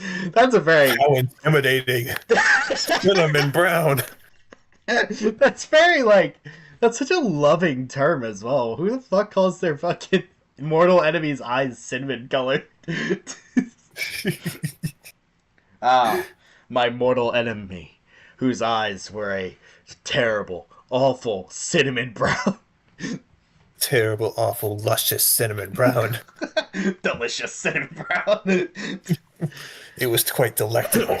Reminded me of the bakery. Ivan knew his father was not a perfect man, but always showed him love and affection. What drove his mother away was his cruelty. One night after an intense fight, she packed her bags and left. Ivan knew his father was responsible for all the fights. He drank too much. He worked himself to a point where he lived in a constant state of stress. Hey, Michael Lamore is here. What's up, boys? Woo! The Yes. fucking boy. Let's go. The man himself. He just sent me like a fuck. He just sent like a teeth emoji. I don't really understand, but thanks, boss. He tried to be a good father for Ivan, but ultimately let his son make his own terrible choices. If he didn't join the military, Ivan always wondered what path he would have wandered without structure in his life. Okay, so your dad's in the mob, right? I Yeah. assume. Yeah. Or at least I, borrowed money for the mob. yeah, they got murdered. That's I how we could opened the put the link. story together. I'm putting the story together in my brain because I'm so smart. Yeah. Understand these context clues. Ooh. Like putting my fucking index fingers to my fucking temples and like, ooh, I'm figuring it You know, out. it's all coming together now. The thoughts of his father were in his head as he unpacked his belongings. He didn't bring everything from his home in Russia. Well, I mean, yeah, you only have a broom closet to fucking sleep in, so can't really bring the Yeah. fucking bed frame or anything. Yeah, you can't fit much in this broom closet. The supply closet you're sleeping in. Mother, I am here from Russia. Alright, that's wonderful, honey. Get into the Harry Potter under the stairs closet that we have set up for you. Oh, oh. Son, do you still want to be Harry Potter when you're 10? No, I do not. Well, too bad. I already assumed you. You're already going into the closet. Is this me with the Oh result? no. Today I found a destroyed roll of 16mm film. Terrible waste, but hey, Wattpad success. This is true. You know, you swap one bad thing for another bad thing. Yeah, you roll with the punches in life. Yeah, You gotta take what life gives you. like Wattpad. Where the fuck was I? Yeah, yeah. You couldn't bring much. Just sentimental blankets, handmade by his grandmother, his clothes, and his right. I'm not sure about His that. rifle? His rifle. Wait, okay. I'm assuming this isn't like his fucking AK-70 Russian military. This is probably like Yeah, like a hunting rifle or something. Still, yeah. I don't know about that. That'd be fucking hilarious if it was that. He brought an AK-47. Life could be rough, even dangerous. In the Alaska, how did you know this? You fucking guessed this shit, Link. It was Oh buried. no, sorry. It said it in the fucking description of the story. Okay, you're smart. Yeah, all right, I see. Yeah, sorry. That's I'm not that smart. I'm a yeah, that's fraud. psychic. It was better to be prepared than left defenseless. But a day. Ivan muttered to himself. That's right. Albania. Ivan muttered to himself as he finally finished hanging his clothes on a hook on the wall. Now that he was alone, the realization had finally settled in. Over the past few months, his father's murder seemed like a bad dream, and Ivan had yet to wake up. How could he? How could anyone? How could anyone when someone? Oh, sorry, fuck. This is fucking weirdly written. How could anyone when someone you care about so was taken so brutally? Ivan had felt a hatred in his heart when it first happened. He cursed the world, cursed God, and cursed the fact that there would never be closure as the investigation ended pretty much as. Oh, yeah, he was definitely murdered by the mob. Yeah. Yeah. Ah, yeah. Like he took out a loan for the bakery. Might honestly, it might have been a money laundering scam. Spreading a Um, front for the mob and got murdered. Bro was making a fucking bakery for the mob. It look, wasn't even like like a this. mob.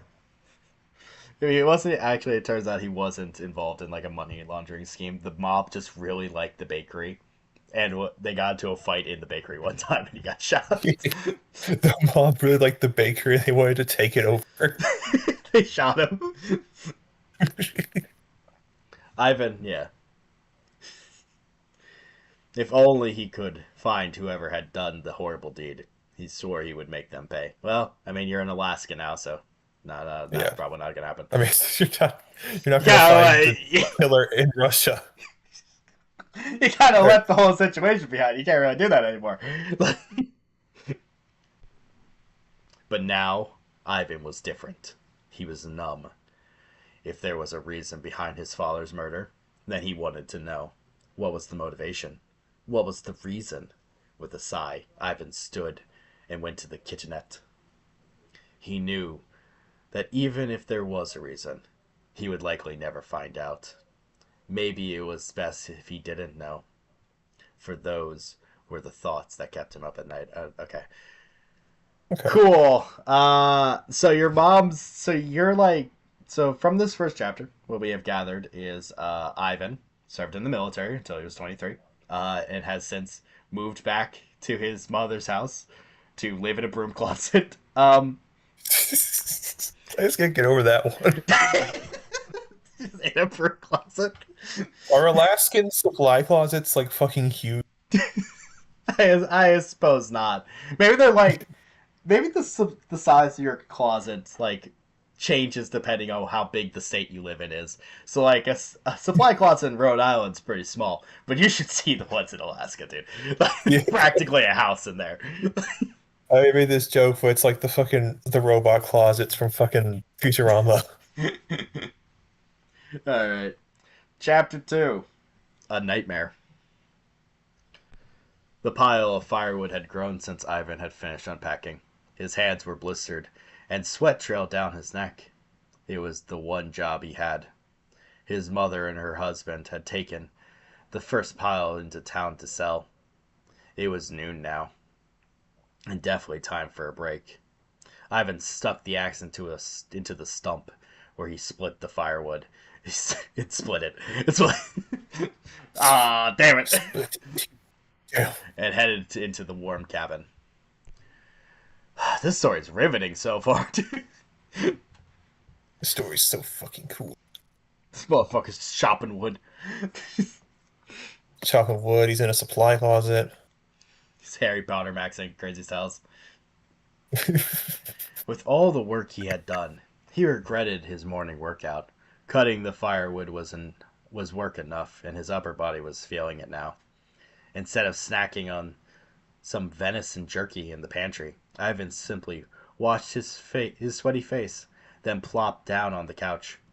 Almost immediately, he felt relief flood over his body. Flood. Big wave. Good. Flood over his body from being able to relax. He closed his eyes to rest for a few minutes. But when he awoke, he realized about an hour had passed. Cursing himself, Ivan hurried off the couch. When his mom came home, she would expect another pile to be ready to take back to son. Son, I want you to chop down this entire forest. Son, Oh, deforestation's big business right now. Uh, well, um, do I get like a machine? No, do it yourself. no, the axe. Well, the axe is technically a machine. You see, Yeah, it's more oh yeah. advanced than a stick. So be lucky I'm not making you do it with the rock. Oh. Oh, well, okay. Yeah, no. Wait, why would they? So she went back down to sell the fucking pile of wood he made, and then she's gonna come back and be like, "All right, time to go sell another one, baby." Business is booming. Come on, we need more firewood. Get to chopping. Mom, I have not slept in 6 days. Chop that wood, bitch. I have my hands are. I've got calluses. I'm callous. Well, that's just a sign that you're working hard, dude. Come on. Yeah. Cursing to himself, yeah. Sure, the pile was large as he left it, but he would never make enough to get his own place or buy enough material to build his own cabin. Ivan slipped his coat on and headed outside to continue his job. But when he opened the door, he wasn't in Alaska anymore. Oh, it's a dream, boy! Ah! You. He was in. He was home in Russia. It was pitch black outside, as Russia normally is. Yeah. He walks outside, and it's like a desolate, like endless void of darkness. And he's just like, Russia. Uh, Home. just like home. Home sweet This home. really is home. That's how we knew it was Russia because it was. Yes, it was pitch black and miserable. Yeah. None of the lights or fire on. Okay. It was quiet, too. No TV or music filled the silent air. His booted footsteps echoed throughout the quaint house as he stepped inside. Aw. He called in a confused voice. Not only was it eerily quiet, but incredibly cold. The heat had not been turned on, and in the dead of winter, it was cold enough to kill. Except unless you're Ivan, who's fucking jacked. Yeah. He's fucking immune. He's got like 8 polar bear skins on him. He's like 12 feet tall, built like a shit brick house. I said a shit brick house. I'm a fucking idiot. Shit brick house. You look at it, you're like, I mean, it could have been built a little bit better, you know? Like, I mean, I mean, have you done this before? Like, it seems pretty bad. you Like, didn't use any like, you didn't use anything to put the bricks together. They're just like balanced on yeah, top of each other. yeah, dude, there's no cement in between these. The heat, yeah. Something was guiding him. His legs felt numb with every step he took. A sinking feeling filled his stomach, and heart began to beat faster. Something was wrong. Oh, He murmured again. A shit brick house made by Poop Smith. Thank you, Bean Diamondell. When he reached the kitchen, his body felt paralyzed. The yellow kitchen lights immediately reflect what? The yellow kitchen lights immediately reflected off the blood spilled on the kitchen floor. Ivan couldn't see what wound caused his father to bleed so much, but he assumed that couldn't simply have fallen and cracked his skull. Not with this much blood on the ground. He looked down and saw a giant fucking slash across his fucking stomach. It was like, well, it couldn't have happened from falling. well, it couldn't have been his skull. Had to be something else. Ivan really should have been like a fucking rocket scientist or something, man. He was a really smart kid. He should have been a detective. It He's putting would this have been mystery really together really well. would have really been helpful during the Iris the Storyteller investigation. Have someone this fucking perspective.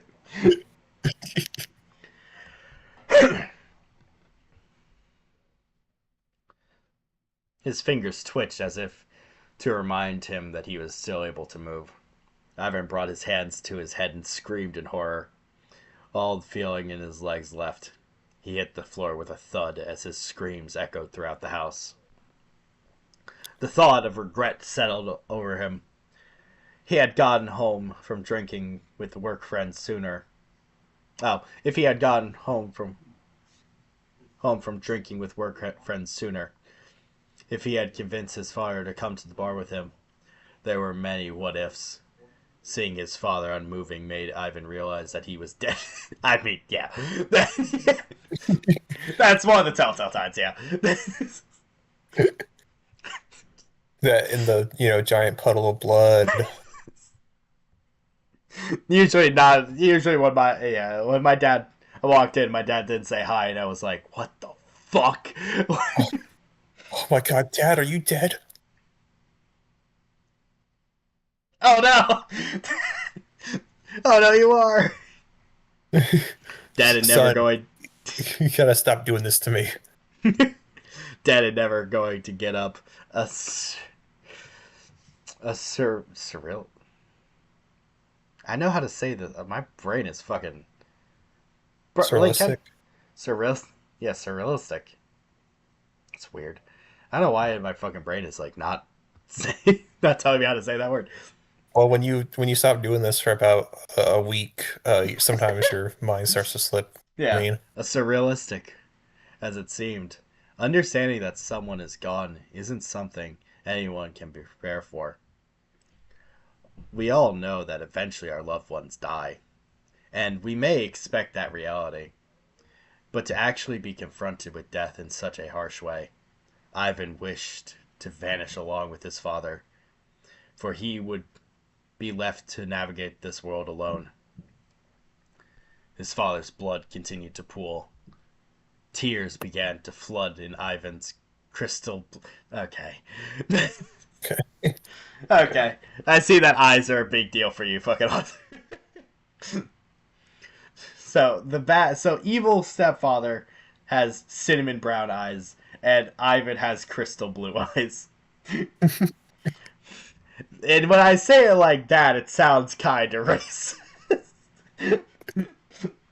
He had dirty brown eyes, dirty mud brown eyes, and I had cool crystal blue eyes. My eyes can see the future with my crystals. Bro looks like a fucking picture of a man from Agartha. Like, but he could see through blurry vision that the blood was changing colors. God, it's Silent Sonia all over again. Says Change of Charles. Racist, more like bassist, says P. Daddy. Oh, Jesus. Alright, where the fuck was I? But he could see, yeah. The blood was changing colors. Oh my god, the blood's green now. Oh my God. My dad was a fucking crustacean. It's turning blue. Were you a lobster, Dad? Ivan inhaled, unsure of what was happening. He whimpered, seeing the crimson fade to black, even though Oh he no, you're was. Slender Man. Oh, god damn it, you're Slenderman. What? What? So you're Russian? What? Even though he was trembling, my dad was Yoda. Even though he was trembling and still felt a horrible shakiness in his legs, he stood up to examine the strange occurrence. When he neared, a putrid smell greeted his nose. I mean, not to be the one to tell you this, but usually when people die, you know, it all comes Yeah, out at once. Yeah, it kind of spills out. it's not holding it back anymore.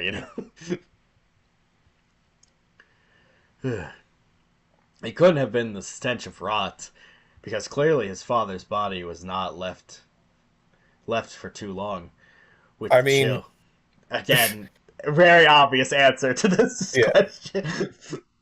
Also, if your father's blood It's suddenly fine. turned black, I feel like all logic kind of goes out the window. Yeah, that should probably be the answer to that.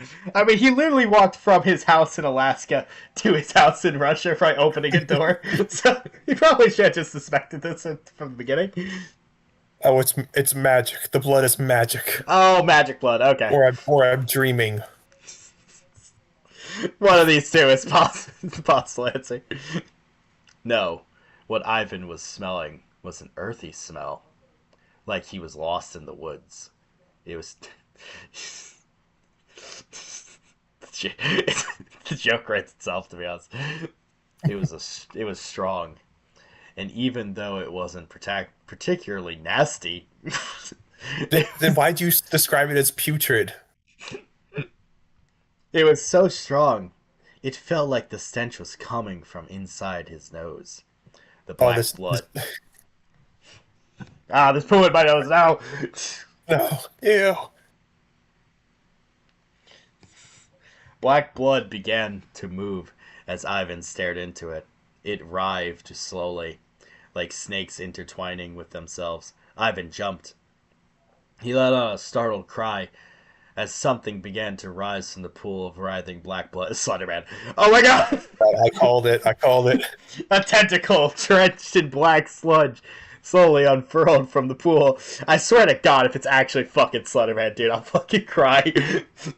It wasn't the mob. It was fucking Slender. Slenderman's been fronting for the mob. The proxies are the Slender Mansion's just like a mob house. No, the Slender Mansion's just what I do in the States. What? In Russia, I got the mob working for me. I'm BFFs with Putin. Ivan felt a scream rising in his throat, but he couldn't make a sound. A knot was in his throat. I mean, yeah, that was implied. And body felt like he was on the verge of collapsing. The tentacle shot forward, piercing him through the eyes. Just before he could feel pain, the sound of doors slamming shut caused his eyes to pop open. Ooh! Exploded. Cold sweat dripped down his forehead. His entire body felt frigid. The fire was warm, but he felt cold from the vivid nightmare. Got a bunch of gooners for his mob, says Ancient Charles. It's the bat! It's the Jeff! His entire body, yeah. But he felt cold from it. His muscles were quaking and tears rolling down his cheeks. Ivan quickly wiped them away as his mother and her husband entered the cabin. Ivan, his mother questioned. You sleeping already? Oh, it's the dad. You want to be the dad? Yeah. Lazy boy. That's the voice. Alright, that's the voice, yeah. Stephen muttered as he headed to the kitchenette. Why not just call it a kitchen, dude? Like, what are we doing? Ivan stood straight, trying to hide the fact that he was still trembling. The comment from his stepfather was unnecessary, but there were still knots in his throat from the horrifying dream. He wanted to say something in defense, but Stephen spoke up again. Ida, you raised such a lazy son. Question mark, exclamation point. I was just taking a break. Ivan hissed under his breath. Once he had cleared his throat. His mother, Ida. I kind of implied that that's his mom. Why didn't you just give them these names in the first chapter so we didn't have to call them his mother and her husband for the last fucking 20 minutes? You know, it's character building. No, it's not. To give them a name. His mother, Ida, chuckled in a way that sounded condescending. He could have just said chuckled condescendingly. But Ivan couldn't tell if she meant to be rude or not. You're tired from your workout. You're strong enough. If you get any bigger, we're going to have to widen the door frames, she said. We're going to have to widen your closet that you live in. She carried two large buckets of fish. She just fish. Mom, is this all you eat?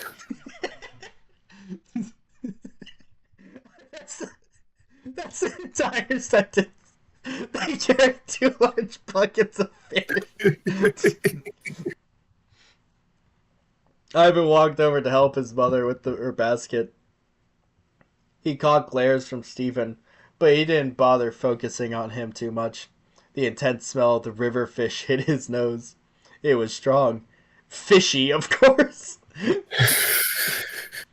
You know, honestly, until right now, I was kind of thinking to myself, like, man, this is probably, like, the best fucking Wattpad story we've ever read.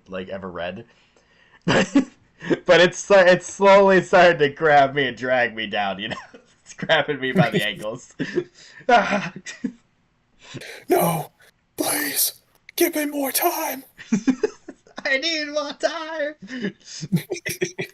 But that intense stench reminded him of the harsh woodsy smell still in his nose.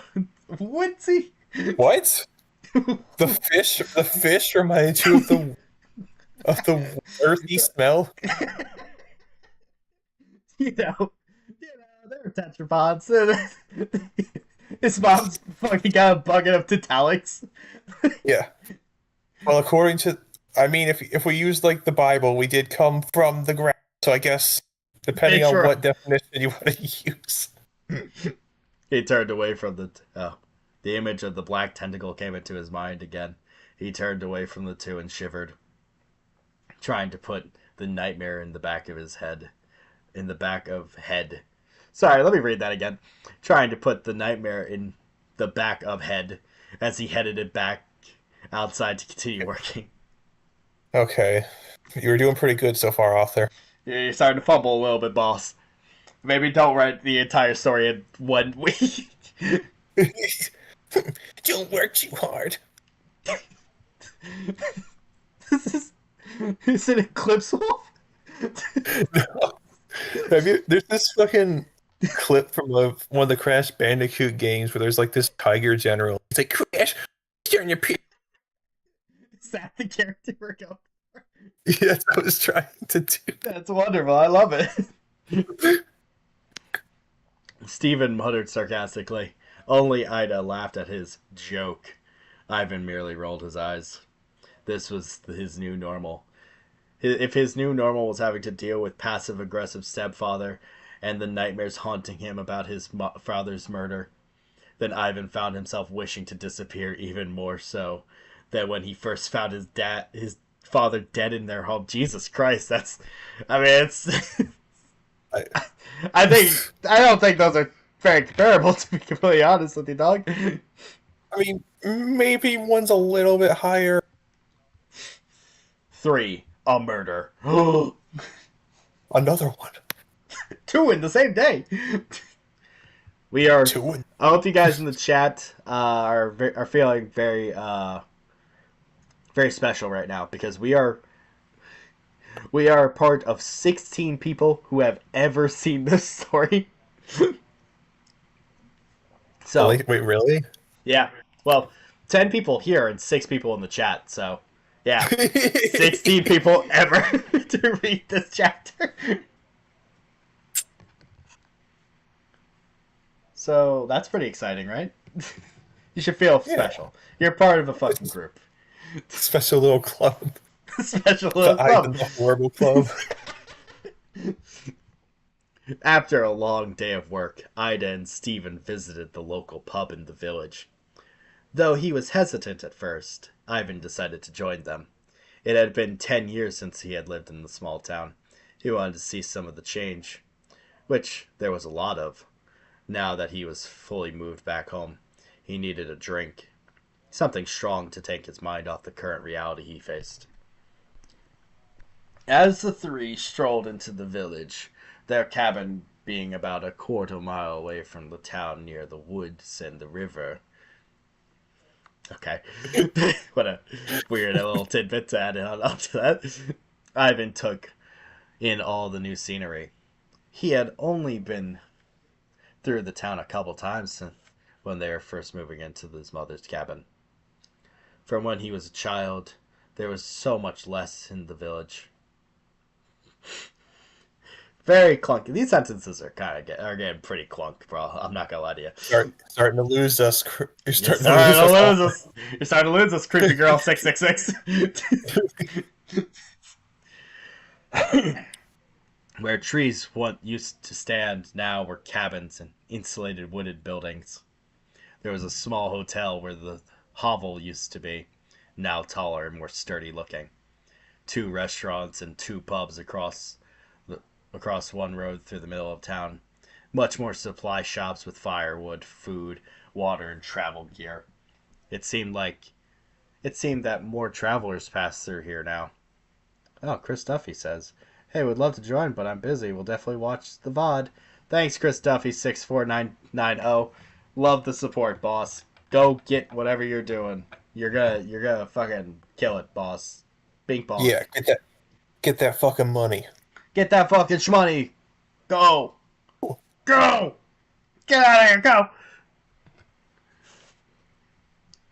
Where the fuck was I have no idea. I got too I? excited over Chris. Yeah, Chris Duffy, my fucking boy. Ah, fucking dab it up. Dab it up.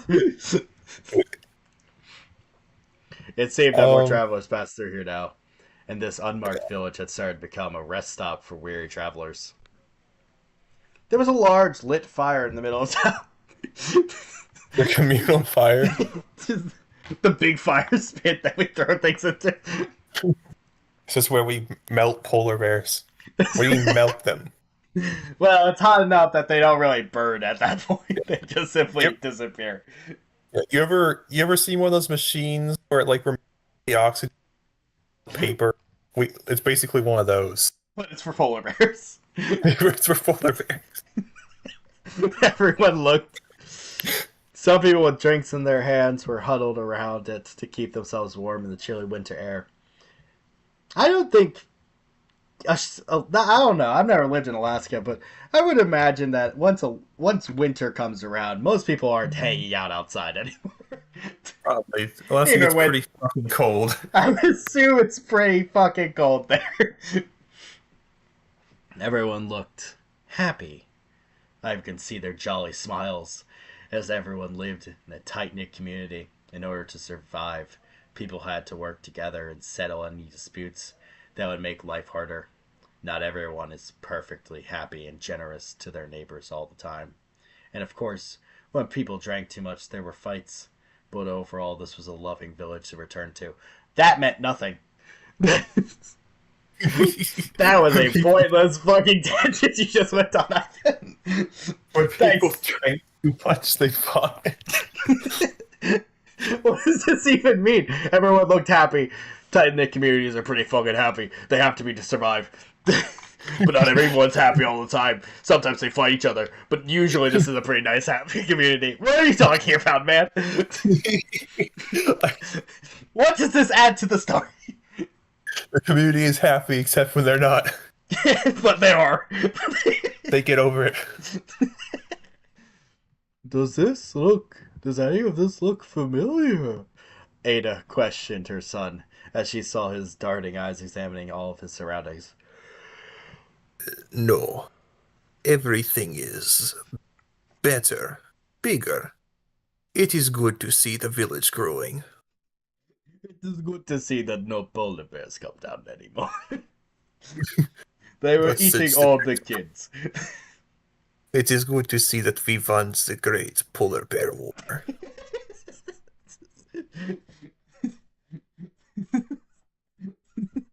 It's like armies of fucking. Oh, you remember that fuck ass movie, The Golden Compass or whatever the fuck it was called? Oh, I never The one fully with watched it, but I know what you're talking about. the Yeah. fucking polar bears and like Spartan armor and shit. Yeah. We need to do that more. Yeah, they need to do that more. Put more polar bears in armor. That shit was fucking awesome. Ivan replied as they made their way to the pub. The smell of cigarettes instantly triggered the desire to relapse as Ivan entered the pub, as was just previously established. He had quit years ago, and never had the urge, even when around his friends who were heavy smokers. But the stress of the move, his father's unfortunate demise, and his terrifying nightmare made the young man want to light one up. At least he Wait. still allowed himself to drink enough to feel a buzz, yes? Okay, my bad. Oh, yeah, My you bad. were gonna make the point I was thinking too, which is like, hey, wait, if his dad just, like, died, then how has he been, like, not drinking for multiple years? Yeah, because they were at the pub. I was like, oh, it's the Yeah. smoking. It's the smoking that's making it. Okay, okay. Ah, I see. okay. Too bad I couldn't bring you with me all these years. Duh, sorry, I'm fucking retarded. Too bad I couldn't bring you with me all those years ago. Ada sighed to herself. Pa and I had started a decent life after I finished my service. Well, not too decent, it seems. But too decent after he was murdered He was murdered with a gun. with a giant tentacle. When the Slender Gang killed him. This is stupid. Ivan said, feeling his heart sink in his chest. His hand began to clutch into a fist at what his mother said next. What? His fist. Wait, did he get preemptively mad, like, before she even said anything? Your father got what he deserved. He, she, Okay. she hissed as she took a seat at the bar. Ivan had to grit his teeth and close his eyes to control his outburst. What? Question mark exclamation point. He managed to grunt out in as calm a voice as he could. Well, not too calm considering the fucking exclamation point. And the fact that he was slowly making a fist. Like Arr. foaming at the mouth. Foaming at the mouth. His eyes are fucking bloodshot. His eyes are fucking poking out of his head. Your father was a terrible man, and I regret leaving you in his care. Do not talk about him that way. He beat me multiple times, son. That's literally the implication, though, right? They had multiple fights. Like she left one day. I assumed it was like, That probably is the implication, yeah. yeah. He beat I her. forgot that happened. Yeah, don't worry. I know these things. Grant remembers. You're keeping track. Grant But remembers that clockwork as a college student.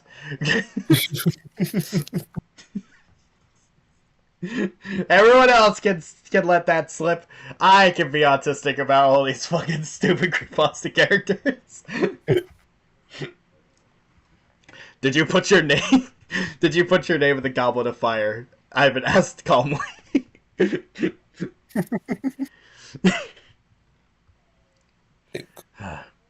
Ivan yelled.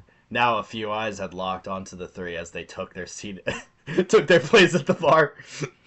They just sat down. Ivan didn't notice the people staring as he continued shouting. you didn't know him like I did. Whatever he did wrong. Ivan felt his voice begin to break. Whatever he did wrong. He didn't deserve what happened.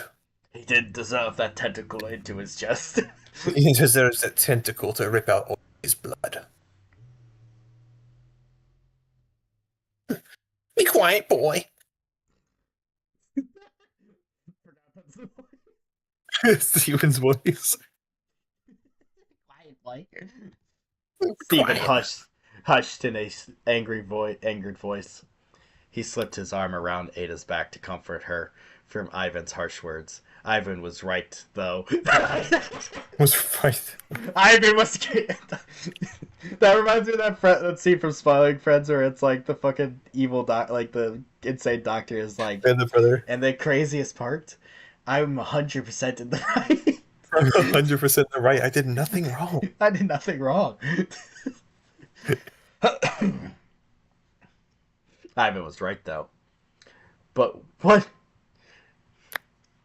But what he said could easily be turned around and said to him by his mother, arguing about his father's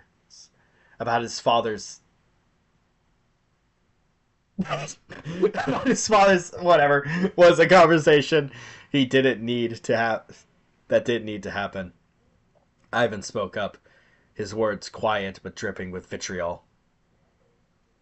Your mother is shy to take you in as a grown man. Your precious father left you nothing and threw money at Ada as if that would make up for the years of abuse.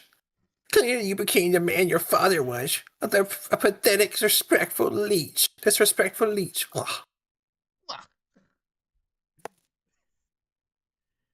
They haven't even ordered drinks yet. Yeah. Conversation's happening as they're sitting down. This is fucking. Ivan lost control of himself. He reared his arm back, ready to slam his fist into Steven's nose. He lurched forward. As he lurched forward, he felt two hands grab him by the bicep, holding him back. Oh my god, a bigger man than Ivan! Oh my Ivan God. Ivan turned to see a massive man about his size standing behind him. The man's wife stepped out from behind him and put on a big smile. Oh, a new character, it seems. A Wonderful. new character. A new challenger. Alright, what's a fucking funny little voice we could do for these little fellas? Hmm. Hmm. Hmm. Hmm. Goku. Okay. Do a Goku voice. I thought you were gonna do it. Then I'll do Trunks then. Ivan, Cal, look at you all grown up, she said cheerily. She and her husband looked to be in their mid-40s. There was a bit of gray in the man's beard, and the woman had silver streaks in her black hair. Ivan tried to recall their wrinkled faces. Who the fuck are you people? Who's the hell? But his mind came up blank. He was still focused on hitting Stephen as hard as he could. The force of the old man's hand pushing him back caused Ivan to exhale. He lowered his arm, now fully faced the two. Ada, we want to catch up with Ivan if that's all right, the woman said. Ada had wide eyes, shocked from seeing her son raise a fist. She merely nodded without saying anything and turned her back on the three. The couple then shuffled Ivan away from his mother and stepfather. Stephen still shot daggers at Ivan as he walked away with the two strangers. Who are you? Oh, Christ almighty.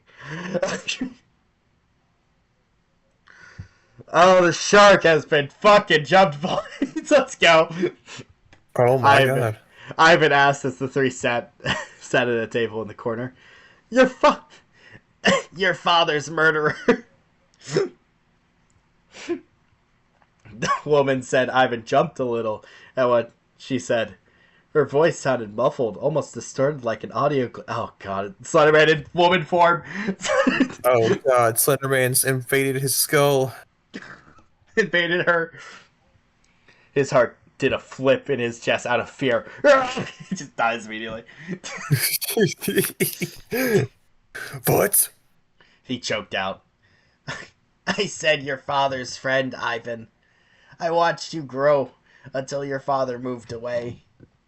I tried writing to your father, but with such a long distance, it was hard to keep in touch. And cell phones don't exist at this point. And and as you know, Russia doesn't have. Russia doesn't have Instagram, as you know. She told him. Oh. Ivan muttered. He turned his focus away from the anger towards his mother and her husband, and focused on the familiar yet forgotten face. Why is there a comma? The familiar yet forgotten face in front of him. A name finally came to mind. Clara. He asked. Now you remember, she said happily. And my husband, Alexander. The large man smiled and waved. He's like a foot away. Clara continued. Can you tell us a bit about your time in Russia? I. Ivan paused, feeling that his words caught in his throat. He took a deep breath and began. After hours of catching up and finishing a bottle of vodka. Jesus, an entire bottle? Yeah. I mean, he was in Russia for 13. He was Russian, that's true. That said, I remember him saying that, like, he only drank to get, like, a buzz, right? Oh yeah, it's gonna give him more than a buzz. A third of a bottle of vodka. Entire Grey Goose. After hours of catching up. Yeah. Clara, Alexander, and Ivan were ready to head home. His mother and stepfather had left a couple hours ago. Ivan couldn't tell if it was the vodka or not, but he had managed to feel better talking about his home. The cold greeted his face as he stepped outside. Alexander shook his head, and Clara leaned in for a hug. Thanks for listening to me ramble all night, Clara said. Feel free to stop by our cabin down the road if you're feeling lonely here. Thank you. It is nice to know that I am not alone. Good night, Ivan. Have a safe trip home, Good night. he said with a wave and a smile. With that, Ivan went on his own way, heading back to his mother's cabin.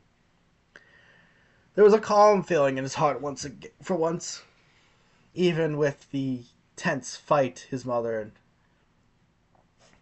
even with the tense fight his mother and her husband. His mother. Okay, one sec. Let me retry this. Even with the tense fight, his mother and her husband earlier. What? Even with the tense fight, his mother and oh my god. Even This is starting to this is starting to turn into Sodor. it's just like yeah, I'm gonna start fucking zooming in on her name and fucking yelling. Tidmouth Thunderbolt. Also, was he a pedo? He was a pedo, right? I don't think so. I haven't kept up with his story recently. I think he was just Did he beat the allegations? Did Tidmouth kind of. Thunderbolt beat the allegations? I think so. I Oh, don't. well, I'll give you guys an update next week now. if he beat the allegations or not. He truly was grateful to know that he had a friend to rely on in his new home. Little did Ivan know that his last goodbye would be the last time he saw Clara and Alexander. Wah! Alright. Ghost and I or mean, Slenderman. Link, we have gotten to chapter 4. We have 4 chapters left in an epilogue, Link. You think we could get 2 more chapters in? Yeah.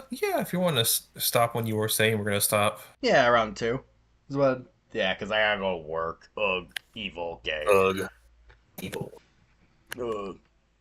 Also, that was a fucking That's a fucking misnomer of a fucking title. There's no murder in that chapter. Yeah. They lied to us. They lied to me.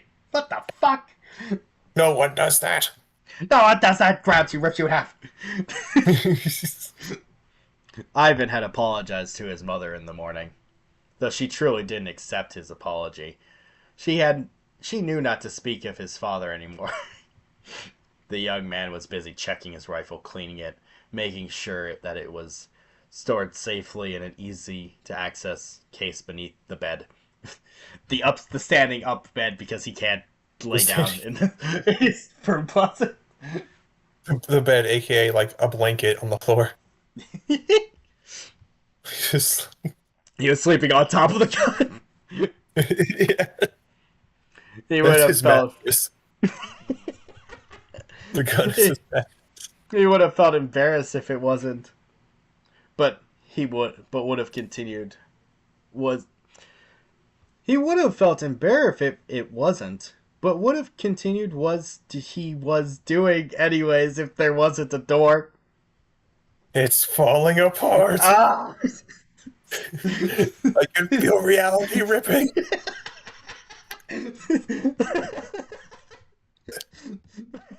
My bones out.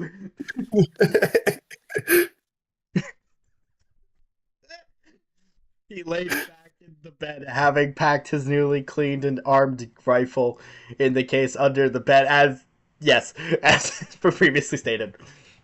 Next, he pulled the blanket around himself and closed his eyes as if he were sleeping. Fast as he could, he then shot up and grabbed the case from beneath the bed. In mere seconds, he had the case open and rifle in hands.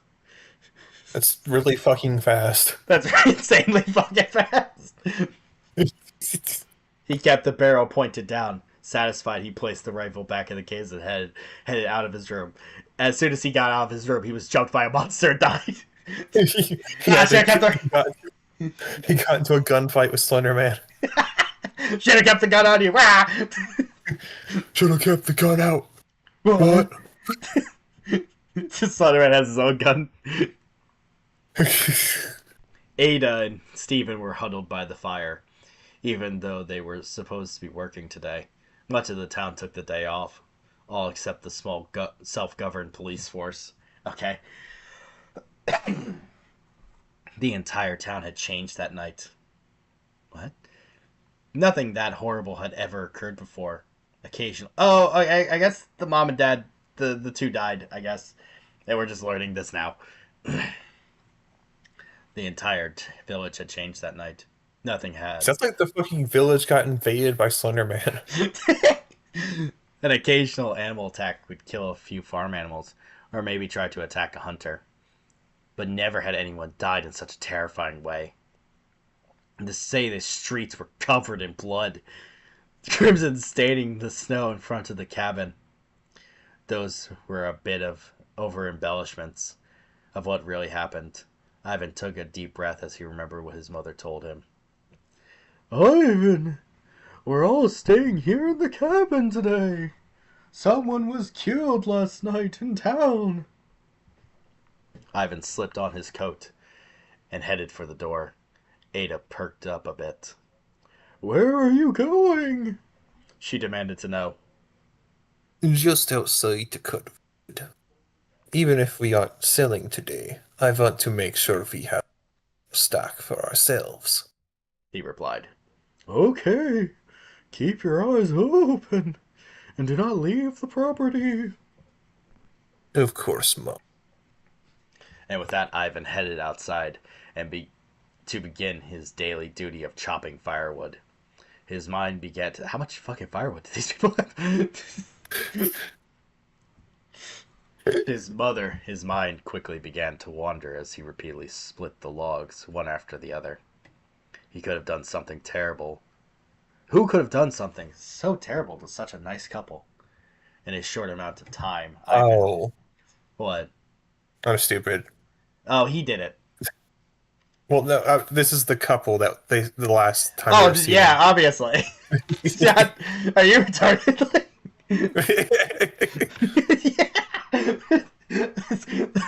You're like one of those one of those egg timers in your head, and it just starts going off, and you go, ah! Oh, I get it now. Oh, I get it. I mean, real, I didn't pay too much. I didn't really care too much about the couple that showed up for Yeah, 5 seconds. isn't that fucking hilarious? They really set them up like they were an important. They were important to the plot, and then they just die immediately. They die off screen. Yeah, I was more focused on the fact that like the spelling errors are starting to get way worse. Not spelling, Yeah, grammar errors. bad spelling, also. Yeah. Who could have done something so terrible to such a nice couple? In the short amount of time Ivan had reacquainted himself with the old family friends, he felt that they were truly kind souls, empathetic to the fact Ivan was dealing with great loss. Nobody was following them as they went home. Nobody was approached their table angry at the couple last night. See, this is what I was paying attention to. It's getting like autumn. It's getting worse, dude.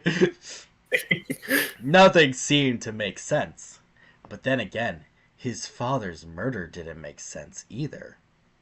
The only thing he heard recently from his mother was that police said they were struck multiple times with a weapon with a heavy blade.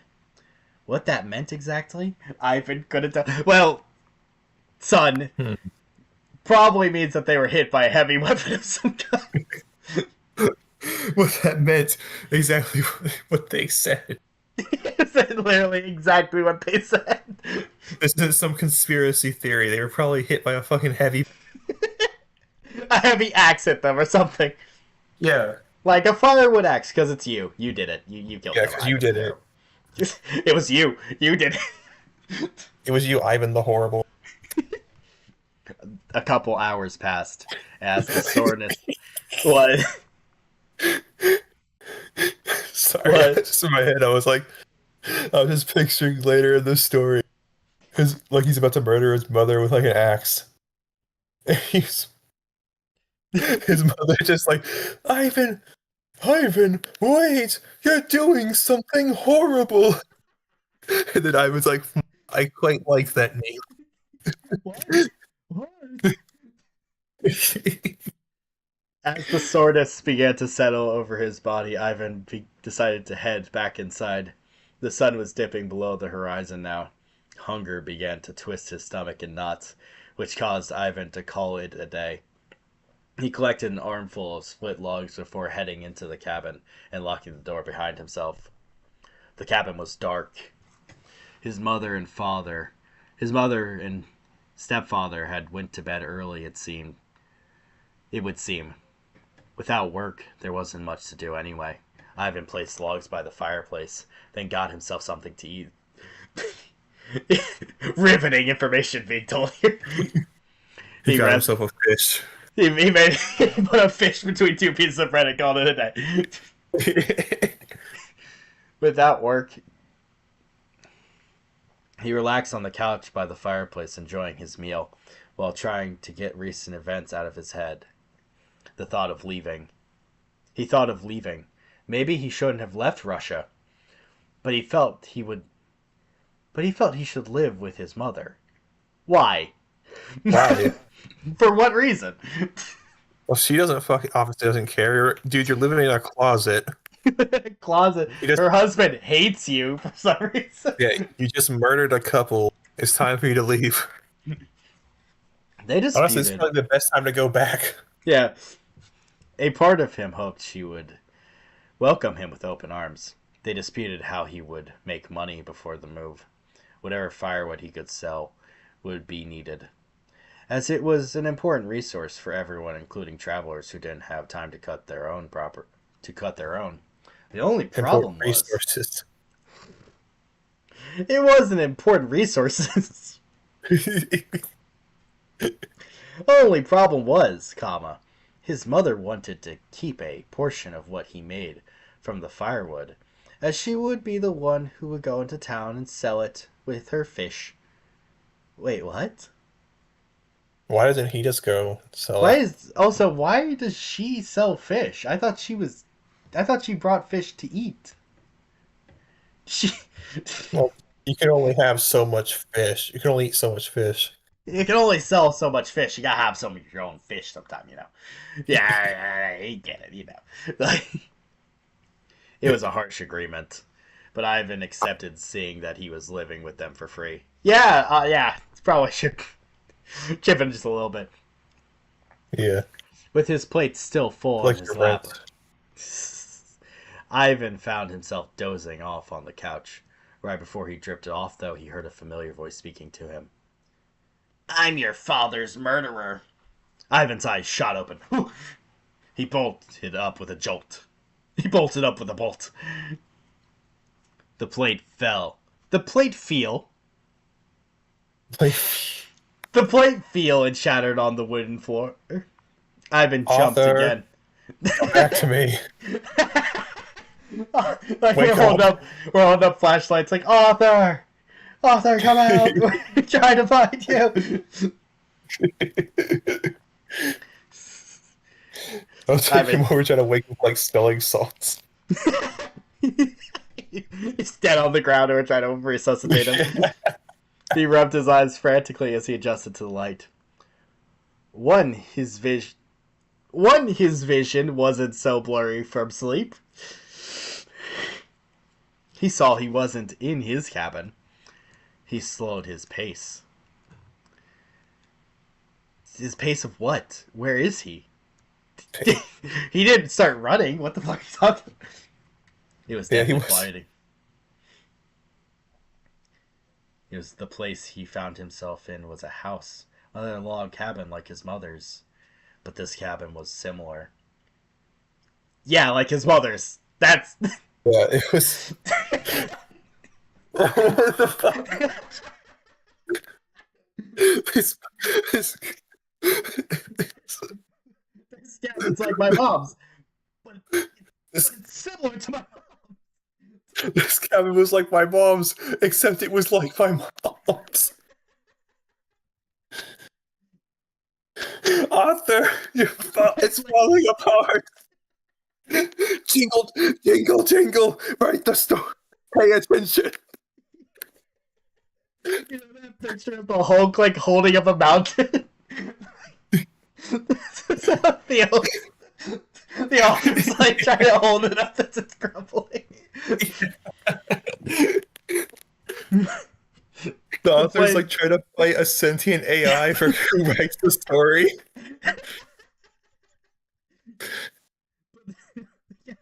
the couch was near the fireplace, and the hallway seemed to stretch further. There were mounted deer heads in the living room, and an eerie feeling creeping over him. Like, No, is he? Oh, do you want me to, I thought you were gonna be the voice in the head. oh, am I the voice in the head? Oh, I can be it. Never mind. Okay, cool. Your father's murderer. Is it Gravemind? Is that the voice we're doing? Should I do the rock biter? Oh, you know what? I'll do Gravemind. It's fine. Your father's murderer.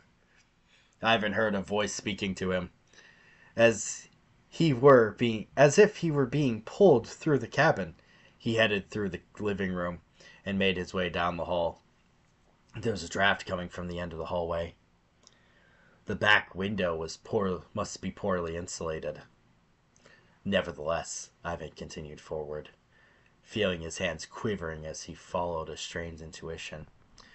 If you met your father's murderer, what would you do? Ivan heard something whispering to it. It was the Gravemind. It's the flood. Sorry, Yeah, sorry, Ivan. It's the flood. it's the flood. You're getting a flood now. Yeah, there's gotta be flood. There's gotta be weird spores or something growing off of you. Ivan heard something whispering to him. Well, he thought it was a voice speaking to him. The voice sounded like his own. No, it does not. We re-retcon that. Retcon. No, it doesn't. Well, he thought it was a voice. Yeah. Maybe he was having strange thoughts. Or maybe something was trying to warn him about his father's killer. At the end of the hall was a master bedroom. The old wooden door creaked lowly as Ivan pushed it open. He gasped, seeing a large figure standing over the bed. Fast asleep was Clara and Alexander, unaware at the thing looming over them. Ivan didn't know what to do. He wanted to scream, but feared what the tall black figure would do. Hmm. Just gotta let that one pass. Its face was obscured, arms at its sides. Arms at its side. One of them. Yeah. The shadow seemed to understand what Ivan. He seemed to understand that Ivan saw it. It slowly raised and arm. Link. And arm. Arm. Link. I don't think I've ever been so disappointed in the story. Yeah. Just being real. This was actually all right at the Yeah. at like chapter 1. Chapter 1 was pretty. It was. I wouldn't say it was good, but it was passable. Like, It was certainly one of the better stories we read. oh, by far, it's like top 3 best stories we've read on the fucking streams at least. Yeah. And like, but oh my god, this is fucking crumbling in front of my eyes. It's it's unraveling itself. Reality It's is like coming on what? the world. It's like watching the Library of Alexandria burn in front of me. Hands to the side of my head, screaming. Ow! It raised and arm. Ah! Ivan felt his heart beating faster and faster. His legs felt numb, and sweat dripped down the back of his neck. The shadow pointed at the two sleeping in the bed. Your father's murderer. What would you do? He heard again. Ivan was stuck in his tracks. He couldn't move, couldn't think, couldn't decide what to do. All he could feel was a shiver running down his spine. But hearing about his father again caused a bit of anger to flare within him. This creature was pushing him closer to the edge by bringing up his father. Shut up! Ivan choked through his clenched teeth. Ivan, a tired voice questioned. Shut up! Ivan screamed again. Claire began to sat. Just as Clara began to sat up, Ivan, something invisible slammed into her chest. As she began to howl in pain, Alexander flew up, but something struck him too. Invisible tentacles. It's like fucking voice box. See here.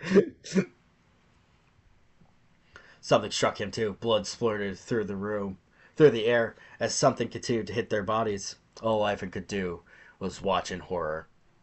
What would? Shut up! Ivan whimpered. He's a very whimpery kind of guy. Yeah, he whimpers a fucking lot. Ivan's time to grow up, dude. It's time to Oh, fucking grow up here, man. So you're just watching people get murdered by invisible tentacles. yeah. You're watching a psychotic dream about murdering people. Like, you should just grow up, man. Just get fucking. Grow out of the face. I'm so scared of murderers. It's magic. Fucking Oh, loser. I'm so scared of giant monsters murdering people and eviscerating them. Oh, Fucking loser. Ooh, pussy. boo. Fucking eggs. Pussy. Tomato, tomato, tomato. We hate your pussy. Ooh. We hate your pussy. He closed his eyes and covered his face as tears began to trail down his cheeks. When he opened his eyes, he was back at his mother's cabin, on the couch. He frantically gazed around the room to see if he was still dreaming. But the warmth of the fire signaled that he had woken up. With a deep breath, he stood. His body was freezing cold. Sweat coated his neck, and the tears still in his eyes. He walked to the front door to double check that it was locked. Then he went to get ready for bed. That figure crept into his mind again. A tall, haunting shadow lurking. ... Ivan sighed to himself and tried to put his nightmare out of his head. All right, one more chapter. One more chapter. One more chapter. Also, speaking of fucking what Donald Trump did you see that fucking ad for fucking Welcome to Derry? No, where is it on? Is it on It was on. Wattpad? It was on the other page. Yeah, yeah. Oh no, I'm seeing fan Phil's chat is. Okay, that's I don't different. even. That's a different ad entirely. Oh, that's not what I wanted. That's entirely. I fucked it up. Anyway, Ivan had. This is chapter 5, The Voices, with 6 views. We have 10 people who have ever seen this fucking. We have single-handedly doubled the fucking amount of people who have seen this fucking story. And that's not even like a joke, that's real. But That's why you need to make shitty stories for us to react to. We'll double your view count. Ivan, from 6 to 12. Ivan had accompanied his mother and Stephen while they sold their fish and firewood.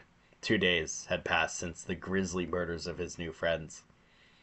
The village now Oh, Grizzly. It's gonna be revealed that the killer's a bear. Well, the grizzlies are coming to get revenge for the polar bears, you see.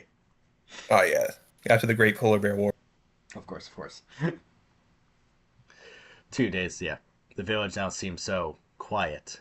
Everyone had shifty eyes. This gave Ivan the constant feeling of being watched. He couldn't blame the villagers, though. Paranoia was racing through everyone's heart. The police are still working, Ada muttered, turning the three's attention to the small police force making their way down the cobblestone street. The entire police force, every single one of them. One officer carried something rather large and shrouded in a leather bag. Bazooka. Fucking a fucking rocket launcher. The sheriff made his way to the front line of the officers, heading towards the village square. The villagers left their shopping stalls to gather, for the officers had something important to announce. We've concluded. Oh yeah. Oh, would you like to do Like, the voice? Yeah, no, you do it. You do it. okay.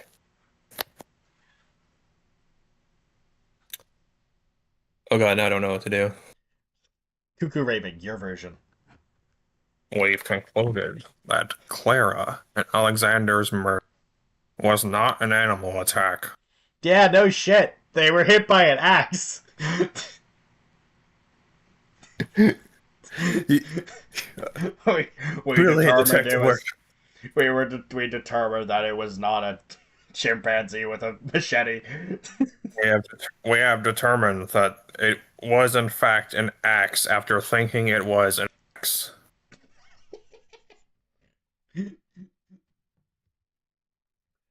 The sheriff called in a loud voice. Any footprints evidence was lost when the morning snow melted. I don't think And that's how that I, works. I don't think it's going to melt in winter in Alaska. Did it get snowed over? Is that what you meant? Also, wouldn't there still be an imprint of like footprints in the mud under the snow? Keep going. Ah! Ah! And Clara and Alex had no bad relations with any of us as we know of. We have deduced that the murder weapon is in fact this axe right here. Swan. He's holding with ungloved hands. Basically, yeah. The officer holding the leather bag stepped up and unveiled the humble axe. The wooden hilt was chipped, splitting from use and time. It had been cleaned of blood. I don't. Okay. The innocent looking tool everyone was familiar with. And, sorry, innocent looking tool everyone was familiar with. Sorry, Yeah. axes weren't weapons. They What the weren't fuck are you meant. talking about?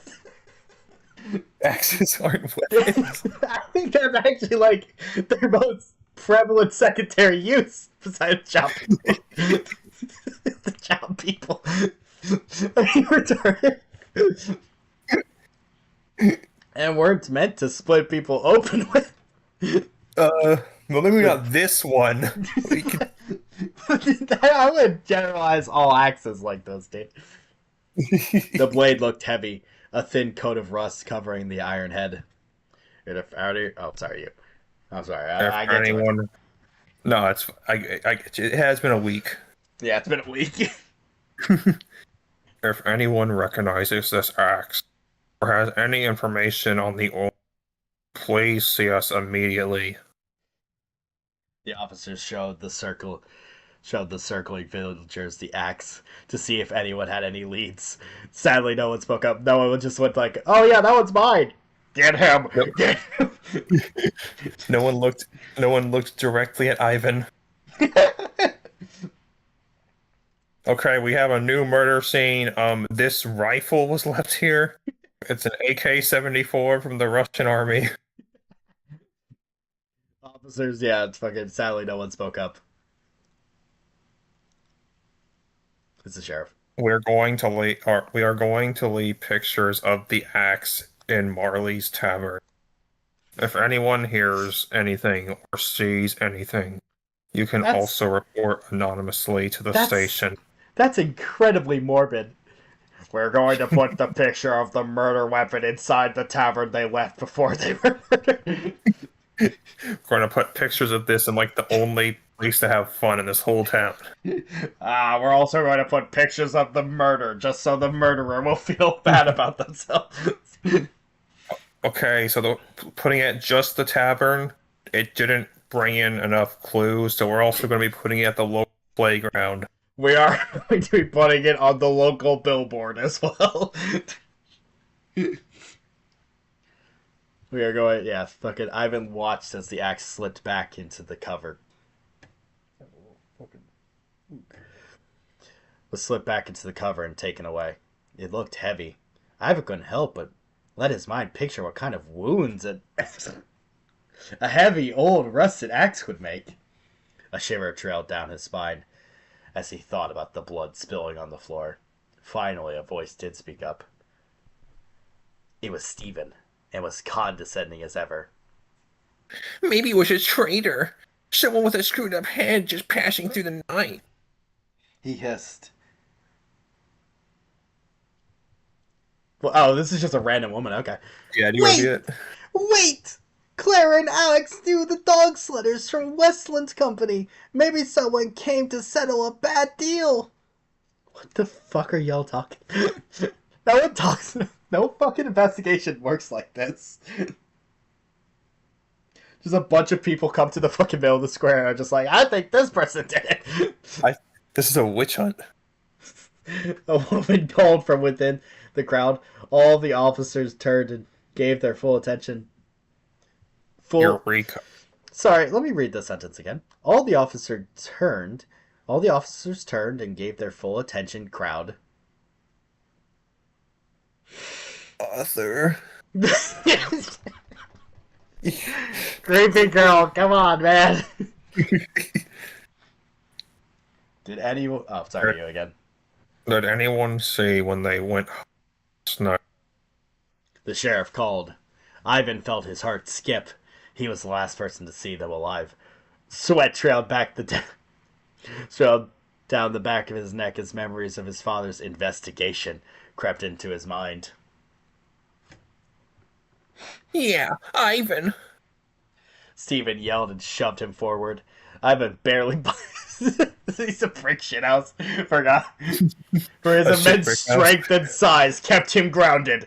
But now, all eyes were on him. What time did they leave? Someone shouted. Did you all have too much to drink and fight? Laughing Jack is there. Yeah. He's trying to fucking stir up the crowd. Some people don't look towards him. It's like that scene from fucking I Think You Should Leave where it's like, it could have been any one of us. And it's like a hot dog through like driven through a car.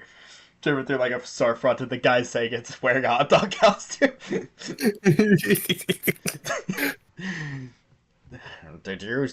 Did you see anyone following them? Why would someone go after Clara? That Nixon? Honestly, that was just a random voice. Okay. The voices were deafening, and suddenly Ivan was bombarded with so many questions. People neared him in curiosity and anger. He could feel threatening eyes. Oh, daily reminder, says fucking Nico. Thank you for He just reminding said, me. thank you, really, Nico. Thank you, Nico. People neared him in curiosity. Yeah. He could feel threatening eyes hovering on him as some of the men began circling him. Where? Both of these two are amazing voice actors, and I am honored to be here for it all. Thank you, Nico. You're the goat. Thank you, Nico.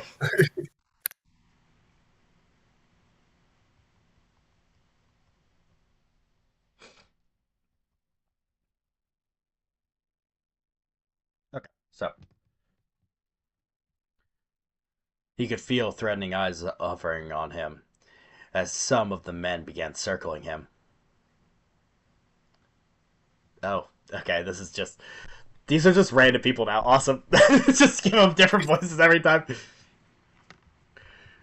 Where did you come from? Where did you come from, Ivan? Where did you come from, Ivan? A low voice question. Link. Oh. You hardly knew Clara and Alex? So why kill them? Alright, just start it out. Excuse me. Ivan choked at the accusation. He felt his mother's hand on his shoulder. Well, I got this one. I got this one. You heard me. You're an outlander. Suddenly, this Russian shows up, and now we have a murderer. Murder of two good people. The man continued. Ivan clenched his hand into a fist. I lived here as a child. They knew me and were kind. I would never.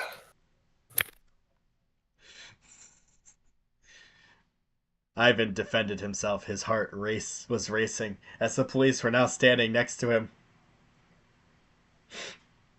Ivan, we need you to come with us for questioning. The sheriff said in a stern voice. I understand. Was all Ivan muttered before following after the officers. Ivan felt his mother's hand slip away from his shoulder. Ivan! holy, holy shit, Fred cameos. That's fucking Charles. Fred Durst. Yo, Yo. I got my fucking chainsaw.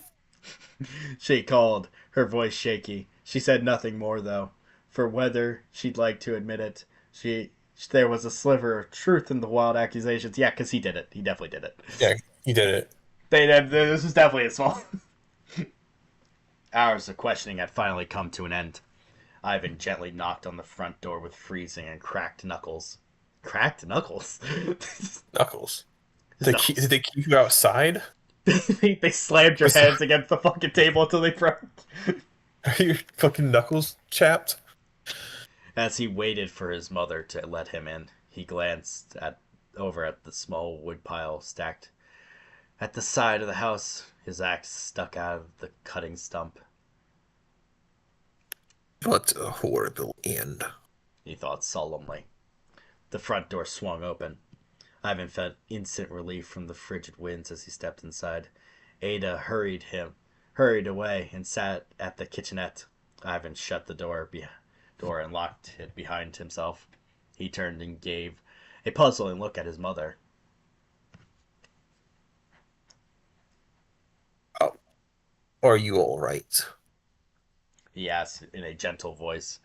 Ada shook her head, silent for a moment, but when she spoke, Ivan felt like he was about to crumble at her words. What happened that night, Ivan? She questioned with anger in her words, as you could tell from my brilliant voice acting. I don't know. We said goodbye and I went home. Nobody does that. He paused and licked his chapped lips. The taste of frozen blood flicked across his tongue.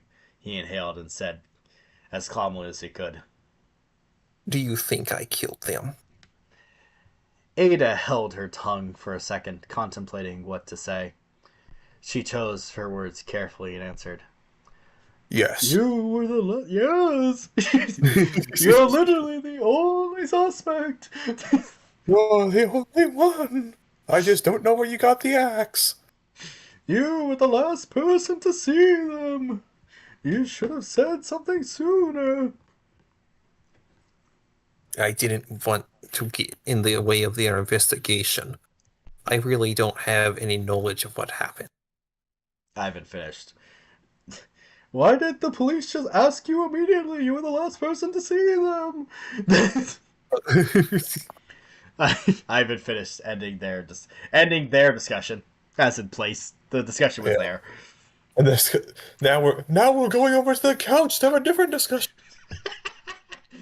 His stomach was empty from hours of questioning, but he went straight to his room, leaving his closet. But yeah, He went straight to his closet, leaving his mother alone in the dark. Ivan sighed and sat on the small bed. He placed his face in his hands and shuddered. Did everyone think he was a killer? His mother knew what brought him to Alaska. Did she suspect he killed his own father too? You did. Well, I mean, you did. So.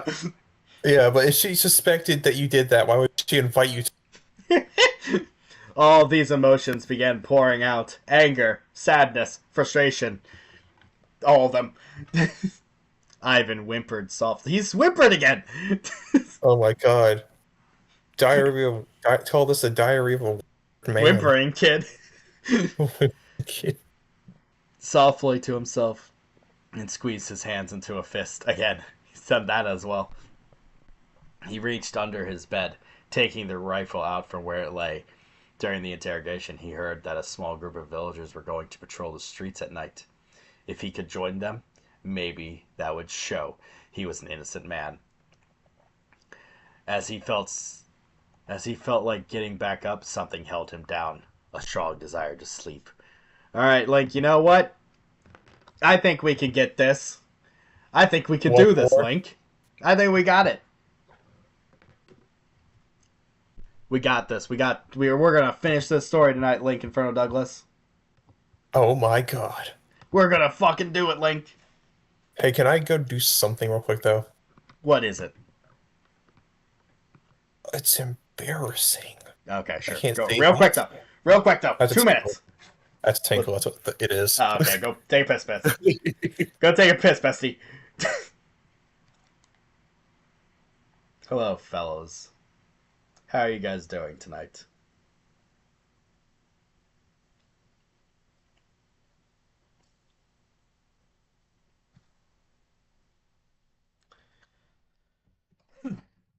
This has been a pretty strong lineup tonight, fellas.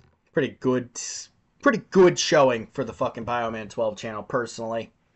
Uh, I'm a pretty big fan of all these stories, and I'm pretty excited to see how this fucking dumb bullshit ends, to be honest. Who the fuck is Lacherme? Hi, how are you doing, bud? With a fucking evil smiley face and a Joker profile picture? Hi. Oh, I know who you are. Never mind. I remember.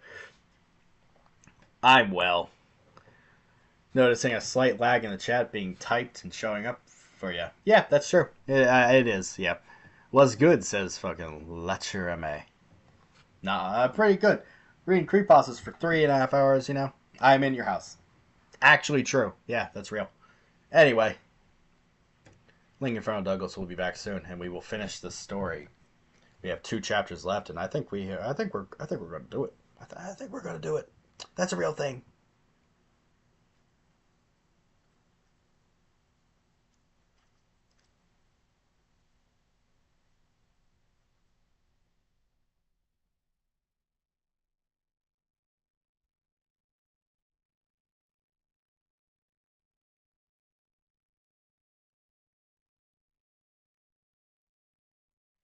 That's a real thing. Chill, son, in here. Finished work, got a train. Went to Asda, got home. You're still shit. Yeah, I am. Hi, boss. the boy, the boy never stops. The story is fucking long as shit, dude. And I don't gotta work for another hour and 20 minutes. So like, I'm fucking set. I got it. I work like 2 minutes from my fucking house. You know, like just waiting on Lincoln Inferno Douglas to return so that we can fucking finish Did this. someone say Link Inferno Douglas Hey, returning? yo, let's go! The man himself. Let's jump into this. This is chapter 6, Another Nightmare. I'm fucking itching to see what this is about. The freezing winds were brutal, tearing at the crimson red frostbite on Ivan's fingertips. It would be hard to pull the trigger. Frostbite. He's been outside for 7 hours. It'd be hard to pull the trigger if someone were to surprise him. An animal, a murderer. That's the only 2 options. There's only too much. Night had fallen. The glow of the roaring campfire lit the path. He saw it through the dancing flames. Ivan took a deep breath, his air visible in front of his face, a tall figure towering over the large fire. It was black as the abyss, facial features obscured. From the distance, Ivan was standing at the trail through stretched long through the woods as yeah. It's getting worse as it goes. Hmm. That figure stood in the middle of the path. Ivan pursued the beast, rifle in hand. He jogged down the street, growing closer. Oh yes, Gravemind. Gotta do the voice. What would you do if you met your father's killer? Something whispered to Ivan. The man froze. He recognized that voice. It was his own. What are you doing? Oh, what are you? Why say what are you doing? What are you? What are you doing here? I'm adding words. Taking aim at the dark figure before him. Now that he was closer, he could see something strange. He thought were tree branches. Ah! It is, isn't it? It might be. It might just be him. I think you might have to change the voice in a second. He could see something so strange. What he thought were tree branches from the forest trees were actually black tentacles. From afar, they looked like they were bare, twisted tree branches. But now that Ivan was mere feet away from the creature, he could see black tentacles jutting out from behind the dark figure. Oh, what are you? Ivan repeated to himself, shouting now. The figure didn't say anything. In fact, it couldn't say anything, for Ivan could see it had no mouth. Now! Yes! He raised the rifle at the creature. The figure then moved. Its body still, but tentacles raising in the air. They expanded as if the thing were trying to bump. It's the fucking Nico. Expanded as if they were trying to intimidate Ivan. It was working. The woodcutter felt. Oh, that they're calling him the woodcutter now. That's funny. Felt his hand, his fingers trembling as he moved it over to the tree. Oh shit! What up? It's him. His stomach felt empty, yet he also felt nauseous. It dared to grow closer, seemingly able to control the flame. It's him. Oh god damn it! It's It's him. The I, light dimmed as the fire died down as the creature neared. Just as Ivan was about to squeeze the trigger, his heart raced as if it were about to burst. He whimpered. He whimpered again. A soft sorry cry again. as fear overtook his senses. The figure was no longer before him. No, what now stood before the man was his father. Ivan stared into his father's blue eyes. Oh, damn it, I was really excited to do the Stone Cold voice. Yeah. As soon as fucking Slenderman shows up, we get 8 fucking viewers, by the way. Damn it. He stood wearing a dirty red flannel, blue jeans, clothes much too cold for this kind of weather. His short black hair was graying and his wrinkled face matched his father's perfectly. This had to have been an illusion, because Ivan thought this thing was his father due to the uncanny resemblance. What the fuck are you talking about? The only problem was that his father was dead. Yeah, I mean, yeah. Generally a problem. Like, No, that is safe. Sorry, I was getting a phone call. I had to hang up. bastards. They're trying to It's interrupt. yeah, that's no, it's okay. No. Ivan breathed, his voice shaky. This isn't real. What is it? A familiar voice question. I mean, everyone knows this voice. Ivan felt cold steel press into his neck. Very slowly, he lowered his weapon, dreading the thought of facing the horrible thing behind him. The only You're problem. not real. The only You're not problem. real. He muttered. He closed his eyes.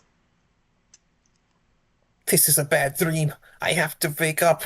I love how the longer we've read, the more like a bitch you've made him sound. Don't fool yourself. You were nothing but a drunken idiot. What? When you were a kid. The military did nothing but turn you into a brute. Not discipline you. You think you're better now that you've stopped self-medicating with booze and cigarettes. Is this an entire novel? Jesus. A peaceful life won't change the fact that your father's dead. Dead. And forgotten by a system that doesn't care about him. Okay. Slenderman has certain thoughts about the current political system. There's certain thoughts about Putin. All I'm saying is that we should equally distribute the resources amongst the people. I think that the workers should rise up. What? What? What? And they should take control of the businesses. What? The person criticized Ivan grunted in pain as the blade of the knife simply slowly broke skin. Warm blood dribbled down his neck. The person holding. It's not Nixon. It's fucking Stone Cold Steve Austin. Get it right, Nico. It's stone cold. Bane blasted through. The person holding the knife kicked the back of Ivan's legs, dropping him to the ground. Pain blasted through his freezing hands as he caught himself on the snow. Fearing standing up, Ivan closed his eyes. Wait, Yeah. the person holding the knife, you don't think? Jeff the Killer? I hope. It'd be really fucking funny. I fucking hope it's Jeff. Or like hoodie mask out We at this really point. don't. We don't get enough fucking Jeff cameos at this point. Yeah, we like burnt out all the Jeff stories like early. We'll get I more. guess he Don't just fell worry. for Cliff Wolf. Well, we better. Yeah, continue, continue. Wake up, damn it. He shouted to himself. You can't escape your pathetic reality by sleeping, Ivan. The person taunted. Ivan opened his eyes to face the person. It was himself. Ah, oh, damn it, it's not so cold. I miss father, yes. But I have to move forward. I have to stay disciplined. I have to avoid drinking too much. I have to move on. Ivan whimpered again. Jesus, man. Oh, I see what it is now. Every time you drink in the store, you murder somebody. It's a story. It's a story. It's a metaphor for alcoholism. That's not even like a joke. Like I've just noticed that, like, yeah, both times he fucking kills his dad. Like his dad dies after he has a drink with his buddies, and he kills the two people after he goes out for the drink for Yeah, with fucking. vodka. Yeah, with vodka. Ah, vodka did it. It's vodka. Oh, it's vodka. Blame it all on vodka. The person Big taunted. vodka is causing. Ivan opened his eyes to face the person who was himself. Yeah, Ivan whimpered again. Jesus. The other Ivan chuckled darkly and walked towards the aspirations of his father. What? You can do it, son. You can beat alcoholism. He tilted his head in a taunting way, examining the old man, while dramatically inhaling. The other Ivan trailed the blade of his knife across his father's throat as he spoke. Such a shame Dad died. Murder is such a horrible thing, isn't it? Stay away from him. Ivan hissed, pushing himself to his feet. He gripped his rifle, slowly raising it, but keeping it low to avoid his doppelganger from making any sudden moves with his knife. What? What'd you do? The other Ivan mocked. If you met your father's killer. Ivan had enough. The immense amount of rage that came from his depression finally poured out of him. As much as he wanted to bash the other Ivan's skull, and he raised his rifle and took aim. I'd fucking kill him. Ivan said and pulled back the trigger. Blood splattered across the snow as he shot his own brains out. Ivan exhaled and lowered the rifle. His father had now vanished, and the light of the fire sparked once again. The horrifying figure was nowhere to be seen, and the body of himself laid in the snow. Ivan stepped forward, walking over to where he lay. The woodcutter froze. The body in the snow was no longer his own. He recognized the person. Although he recognized the person, he couldn't remember who exactly he was. But he didn't. He also didn't care. This was a dream after all. He decided what time it was. He decided it was time to wake up. So it's either going to be the sheriff or someone in town. Yeah, or Steven or something. Or Steven, yeah. Where were you last night? Ida questioned in a stern voice. Ivan swung the axe downward, splitting the log in two. He let out a sigh of annoyance and rubbed the sweat off his forehead before answering. Where do you think? I was here sleeping. He snapped and bent down to place another log on the block. Don't Oh, sorry. No, that's not her. It wasn't Stephen. Okay, cool. Don't talk to her that way. Stephen yelled. Ivan paused, standing straight and holding his axe in front of himself. He hadn't noticed until now, but Stephen's neck was incredibly thin for his rubbish. Okay, he's gonna chop his head off.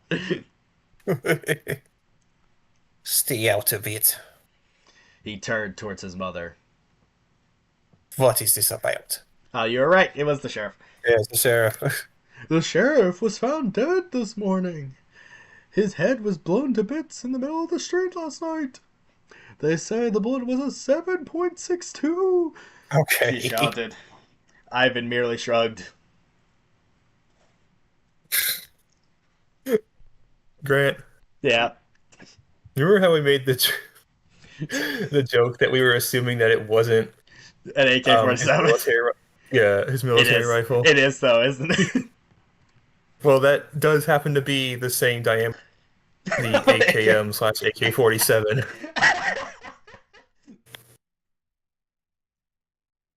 Lots of rifles use that kind of ammunition. I was here sleeping at night and woke up at 5 o'clock when my alarm was ringing. You would have heard me leave if you want to believe I am the killer. It's you, guy. That's a meathead. Yeah. Come on, like, we gotta get it through this. Oh, this is me, sorry. Yeah, it's you, yeah. Nobody said you were a killer, meathead. She was asking where you were. Stephen spoke again. A familiar sense of rage slowly began creeping up on Ivan. It felt divine to experience in his dream, but that was the only place he could release it.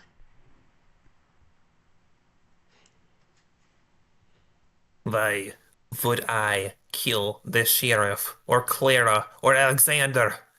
Why does anyone in this fucking village think I want to be here at all? I don't care about anyone here in their pathetic lives enough to want to kill them. Yeah. I don't want to hear this again. Understand? Ivan shouted, his words dripping with anger. Ada said nothing, holding her tongue, then turned to head inside the cabin, slamming the door behind him. Stephen's glare was powerful enough to frighten a wild animal, but Ivan only stood straight, scolding back at him. You're gonna get yours, boy. Stephen growled before heading back inside to comfort Ada. Ivan rolled his eyes and took a deep breath. He exhaled, feeling his anger fade away. The sheriff was murdered last night. Even though he spent the majority of the day being questioned by the man, he could hardly remember his face. He thought about his dream last night and how he had shot and killed a version of himself, but the body wasn't his when he examined it. Impossible. Ivan murmured to himself before raising the axe once more. We're here, Link. It's here, the horrible. It had been another long day of questioning. Ivan had even been forced to wait in a holding cell while the police gathered more information about the recent murders. Although he was freed to go home based on lack of evidence that he was guilty.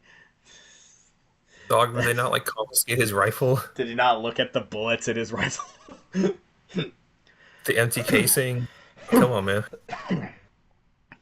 Brilliant. I have absolutely no idea what's going on. It's a scope. Ivan had even been forced to wait. Yeah, sorry. Although he was free to go home based on lack of evidence that he was guilty, he was the village's number one suspect. There were police waiting on the trails from the cabin. There are police waiting on the trails from the cabin tucked away near the woods. This would prevent another murder if Ivan were the killer. The police officers and the villagers made two mistakes, however. One was letting Ivan return home after nightfall, and the second was forgetting that he did not live alone, or thinking he would not hurt his own blood. Jesus. The police are as incompetent as they usually are in these dummies' ways. There was a bizarre look in his bloodshot eyes. His leg bounced with anxiety, knowing that all eyes were on him now from now on. All day it felt like something was watching him. Well, it was Slenderman. Everyone was so paranoid and suspicious. They were within reason, but it was driving Ivan mad. Just forget about it. Ivan muttered to himself and placed his face on his head, his face in his hands. Just forget about the murder that you are suspecting. His mind began to wander. How could he have been accused of murder? After his father died, he often pondered on how anyone could have taken another man's life. The military would have required him to do so if he had been deployed to a combat zone, but luckily he never was. But then Ivan thought about his dream, about how he shot a dark version of himself. That was kind of like murder. At least, that's what Ivan thought to himself. The urge to hurt someone who was hurting him was too strong to fight in his dreams. Ivan This is rolled deep. over. This is it's the author's getting real deep over here, boys. I'm not gonna lie. Just as he felt like he was drifting. Also, he's not in a bed; he's in a closet. Just as he felt himself drifting into sleep, he heard his mother shouting from the living room. With a sigh, he stood and headed to see what was wrong. The air felt cold, like the front door was left wide open. It had been, though. He was. Observation? Thought? Confirmation. Yeah, I. Yeah, it was the door. uh, Ivan missed the conversation with the police officer that his mother just had. She was tired too, and just wanted to wait until morning before giving any information about her son. Only the low dim of the fireplace lit the house. Again, Ivan saw the shadows bending on the walls. On the wall, the one.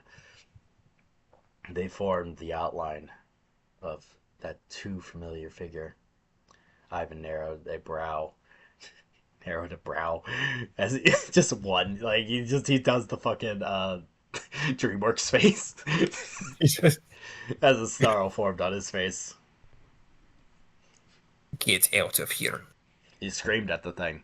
His mother didn't seem to notice the figure, only Ivan screaming at a wall.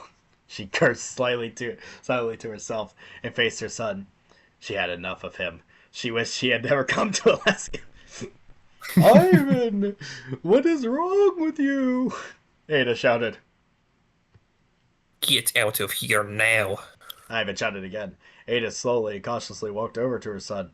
She heard anger in his voice as he screamed, anger that she hadn't heard before, even from her ex-husband. Ivan, she muttered. Her voice quivered. Ivan heard his mother's voice. He screamed in frustration and reached for his head. The man closed his eyes. He's still yelling with rage. He was overtaken and hardly knew the reason why. The terrifying figure tormenting him had finally shattered his mind. Ah, he's going crazy! I can't control it anymore. I'm losing my mind. I'm going bananas! The urge was difficult to fight, and Ivan finally gave into the feelings he was holding deep down inside himself. Get out of my head. Ivan whimpered. Why is he whimpering? He pulled his hair. He pulled his hair and shouted again. What do you want from me? I couldn't do anything about it. Ivan, stop! Ada tried to reach for her son to get him to calm down. She didn't try again as a hard slap knocked her to the floor. Her cries of pain had finally caused Stephen to come out of the bed. I mean, he didn't give a shit about what was happening before. Dude, he was too busy fucking playing Plants vs. Zombies Remastered. He was playing Burnout 2 for the PS2. Stephen, he saw Ada pushing herself up off the floor. He bolted over to her stepson. You damn psychopath! Stephen spat. He reared his arm back and slammed his fist across Ivan's jaw. Stephen felt pain bursting through his knuckles from improper form, while Ivan hardly flinched. Jesus Christ. He has fucking his thumb in his hand. He broke his thumb. He wasn't focused on his mother or her husband. The figure had moved. Now it stood behind Stephen, towering over him. God damn it! Its blank white face had no mouth, but Ivan heard it speaking to him. Do it, Ivan. Free yourself from this pain. What? He heard his own voice whispering to him. The figure raised a hand and pointed at the wall behind Ivan. He turned, the gleam of fire reflecting off the blade of his wood-cutting axe as it lay against the wall on the door. Ivan moved one foot in front of the other, as one does when they walk. His mind went blank. It was like he was possessed with rage. The wooden handle felt cold in his hands. When he faced Stephen, he spoke in a low voice. I keep seeing it in my dreams. And He I muttered. can't stop myself. Oh, sorry. And I No, can't it's... stop myself in a dream. Ivan! Ada howled in terror as he swung the axe through the air, blood splattering across the walls. He stabbed himself. The first strike was aimed for Stephen's slim neck. With every swing, the sounds of flesh splitting and bones cracking grew louder as Ada's whimpers. As Ada whimpers, she also whimpers. It runs in the family. She froze on the door, on the floor. She was frozen on the floor. Her terrified eyes darted from the chunks of bloody flesh to her son covered in blood. Ivan glanced up. The figure was gone now. All that was left was his mother. He exhaled as if that would help relieve the intense feeling of anger flooding through him. Don't cry for him. Ivan spoke darkly to his mother. Oh, it's his super serial killer fucking quote. He smiled and glanced down at the axe covered in crimson. He'll return to you, even if he doesn't deserve to when this nightmare ends. I hate you, Ivan. You're a worse man than your father. I mean, your father didn't murder anybody. I mean, kind of a very easy bar to pass. Ada cried, tears streamed down her face as she glanced up at her son. Ivan simply shook his head. Too bad I am still asleep. He said before slamming the axe downwards. Multiple mothers' screams faded as their life slipped away. The floor of the shack was now wet and sticky. Ivan placed the axe on the coffee table and wiped the blood off his hands. Wiped the blood off his hands on his jacket. What will you do now, what? He heard. Ivan didn't turn around, already knowing what was behind him, as he felt a frigid tentacle slipping around his shoulder. Wake up from and forget about this nightmare. Ivan scoffed. He was silent for a second until something in his pocket changed his tune. An alarm sounded. Ivan felt his hand shaking as he reached into his pocket and pulled out his phone. The alarm was blaring, set for 5 a.m. This was an alarm that he had set the night before. Now it was morning and he wasn't waking up. Who could have fucking seen this coming? Ivan dropped his phone. He hit the floor with a bang, and the screen shattered. It didn't matter to Ivan, though. All he could do now was laugh. At first he giggled as if he had heard a silly joke, but slowly his chuckle turned into a hysterical cackle. Do you still wish to wake up? The disembodied voice daunted. Ivan covered his mouth to stop his chuckles. My life ended with my father's. What happens now? He dropped to his knees and bowed his hands. Is up to you. As planned, what? Loud footsteps and shouting erupted from outside. A lot of the villagers were now crowded in front of the cabin. Why? They were shouting for him to come out with his hands up. It seemed that the policeman had spoke to Ivan's mother was still close enough to hear her screams. Rifle! Of course. Ivan said with no emotion in his voice. He stood and stumbled his way to his bedroom, his closet, and retrieved his rifle and ammunition from underneath the bed. He poured the blanket, the bullets, and cartridges into his coat pockets and headed back into the living room. The figure was gone again, but Ivan could feel its presence nearby. He stood over the mangled bodies on the floor and picked up the bloody axe on the table. It was difficult to carry with his rifle, but he found a way to use his belt to hold his axe behind his back. Now go to the woods! Yes. Ivan murmured a response. Come out with your hands up! Ivan, we got you surrounded. The voices called from outside. Ivan stepped towards the door and raised his rifle. Whatever was about to happen, he didn't care. His mind was blank. His body felt numb. Everything was hollow. And thus ended the life of Ivan Cal, and began the life of Ivan the Horrible. My name is, and I'm about to do something horrible. One little thing. A little epilogue. Epilogue. A young man in college was working the night shift at a 24-hour diner. It was cold and rainy. It was a cold and rainy night, and the diner was rather slow today. He reached for a fresh pot of coffee to pour for the only customer in the diner. Think you're ready to order yet? He asked in a friendly voice. It's Ivan. We can help. What do you like? I am not too familiar with this type of cuisine. The man said. Oh, I like this. The man pointed to an item on the menu. And sorry, the couple that owns this place doesn't know how to work a computer, so the menus are made by hand and without pictures. It's a typical breakfast food. Then I will have the raspberry French. The man said and set the menu down. He reached for the coffee cup and took a drink. The hot liquid was a nice treat in such cold weather. Can I get a name for your order, sir? The waiter asked and reached for his notepad. Ivan. All right, Ivan. The order will be ready in just a minute, the waiter said and pinned a piece of yellow paper on the rack for the cook to see. He then turned back to the only patron and tilted his head a bit. Are you not from Canada? Are you stupid? Are you fucking retarded?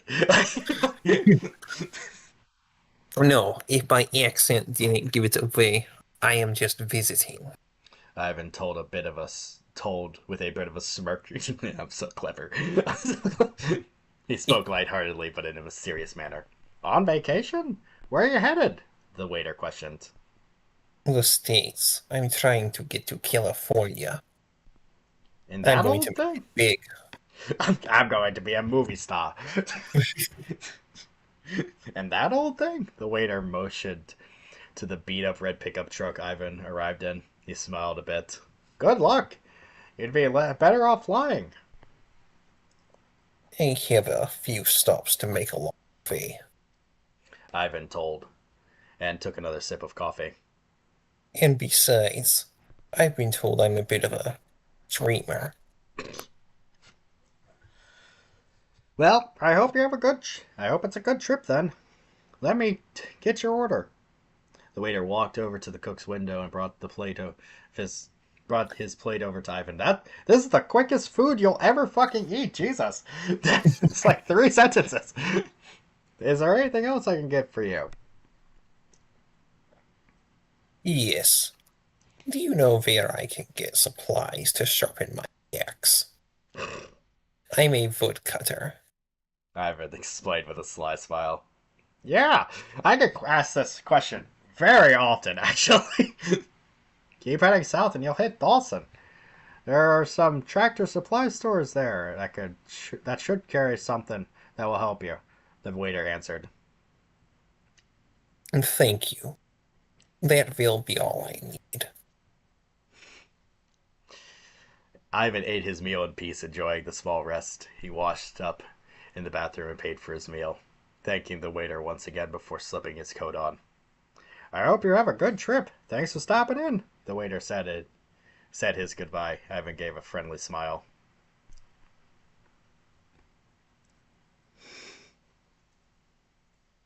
Like, Sorry. What'd you just read? friendly smile. Friendly smile. It's like the last line. Thank you, I will. And with that, Ivan set back down. Set back out into the unknown. Author's note. Hello to anyone reading. Thank you for finishing my story. I wrote this as a kind of throwback to some older, more popular killer stuff. Yeah, I can tell. As I cheesy and couldn't silly tell. as some OG creepypastas were, I kind of missed some of them for the nostalgia. I tried using popular tropes and Me too. cliches. Yeah, I miss them too, boss. Hello to anyone who may have read my story. As you could tell, I'm a fan of old creepypastas. Wrote the story inspired by. Oh, this is literally just the author's note you just wrote. Like, all right, well, Lincoln Furrow Douglas. That was 3 stories for the day. Let's get through these. Let's blitz through these last little bits that we usually do. Uh, Yeah. so Ivan the Horrible would beat the shit out of the other two. Yeah. Yeah. he's Fucking he's Irish. described he's described as like a brick wall. Yeah. He's a brick wall. He like didn't even feel a punch. Even if He's it got was like improper form, he should have still felt it. He Yeah, has it's a like fucking military gun. training. He's got military training. He has a gun. Like, well, these other He two has, pussies gonna do. I mean, what is Iris going to do? She can't dodge fucking bullets. Well, as far as we know, yeah. All right. Also, okay. So, I think. So yeah, the power scaling. I think then Iris would also beat the shit out of fucking Alone, because Aaron Yeah. doesn't have anything going on for him. So He like missed a creature. That's all he did. he fucking missed. Like, his best showing is that he missed a punch. Like, okay, so let's finish this off with a little ranking, and then we'll spin the wheel because we actually finished all 3 stories today. Okay, We're so goaded. I think Also, yes. What's up? also the best was Ivan the Horrible. Yeah, no, Ivan the Horrible is definitely the best one. It actually is probably like one of the most disappointing stories I've read on this channel because it started off generally decent, like not Yeah. abhorrently awful, which is something you can't say for most of the stories in this fucking genre. Um, I think Iris the Storyteller was the second best. It wasn't great and it had very similarly bad writing and stuff like that. Yeah. But Alone was nothing. So like Yeah. We'll have to fucking revisit, see if Alone is actually something. We'll find the. yeah. We'll see if it's actually worth it, you know. But yeah, so I think power scale wise, it actually power scale and story wise are the exact same today. Ivan the Horrible's the best. Iris the Storyteller is the second best, and Alone is the fucking worst. Like this shit sucks. Yeah. All right, Lincoln from Douglas. It's time, boy. It's Let's fucking fucking time to spin spin the this wheel wheel, dude. after a week. After a week of being gone, we get to spin the wheel. And hopefully no one deletes the stories within the week that we fucking board. That would be fucking annoying. Jaded Rose is our first story for next week. Alright, that's story number 1. You know what? I'll just fucking shuffle a little bit. It's all good. Jaded Rose is story number 1. Story number 2.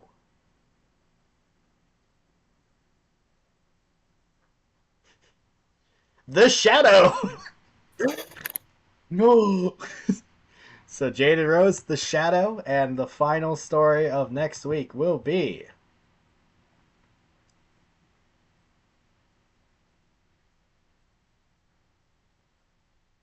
oh god. Cat Hunter Origins! Say, they say cat hunter or at hunter? Cat Hunter. Just hunter? It's just a hunter that hunts cats, I guess.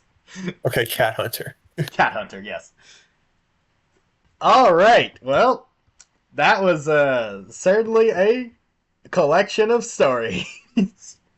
Any final thoughts, Lincoln Furrow Douglas, before we head off for today? Because I gotta go to work in a little bit. Um, Save the world. This is my final message. Goodbye.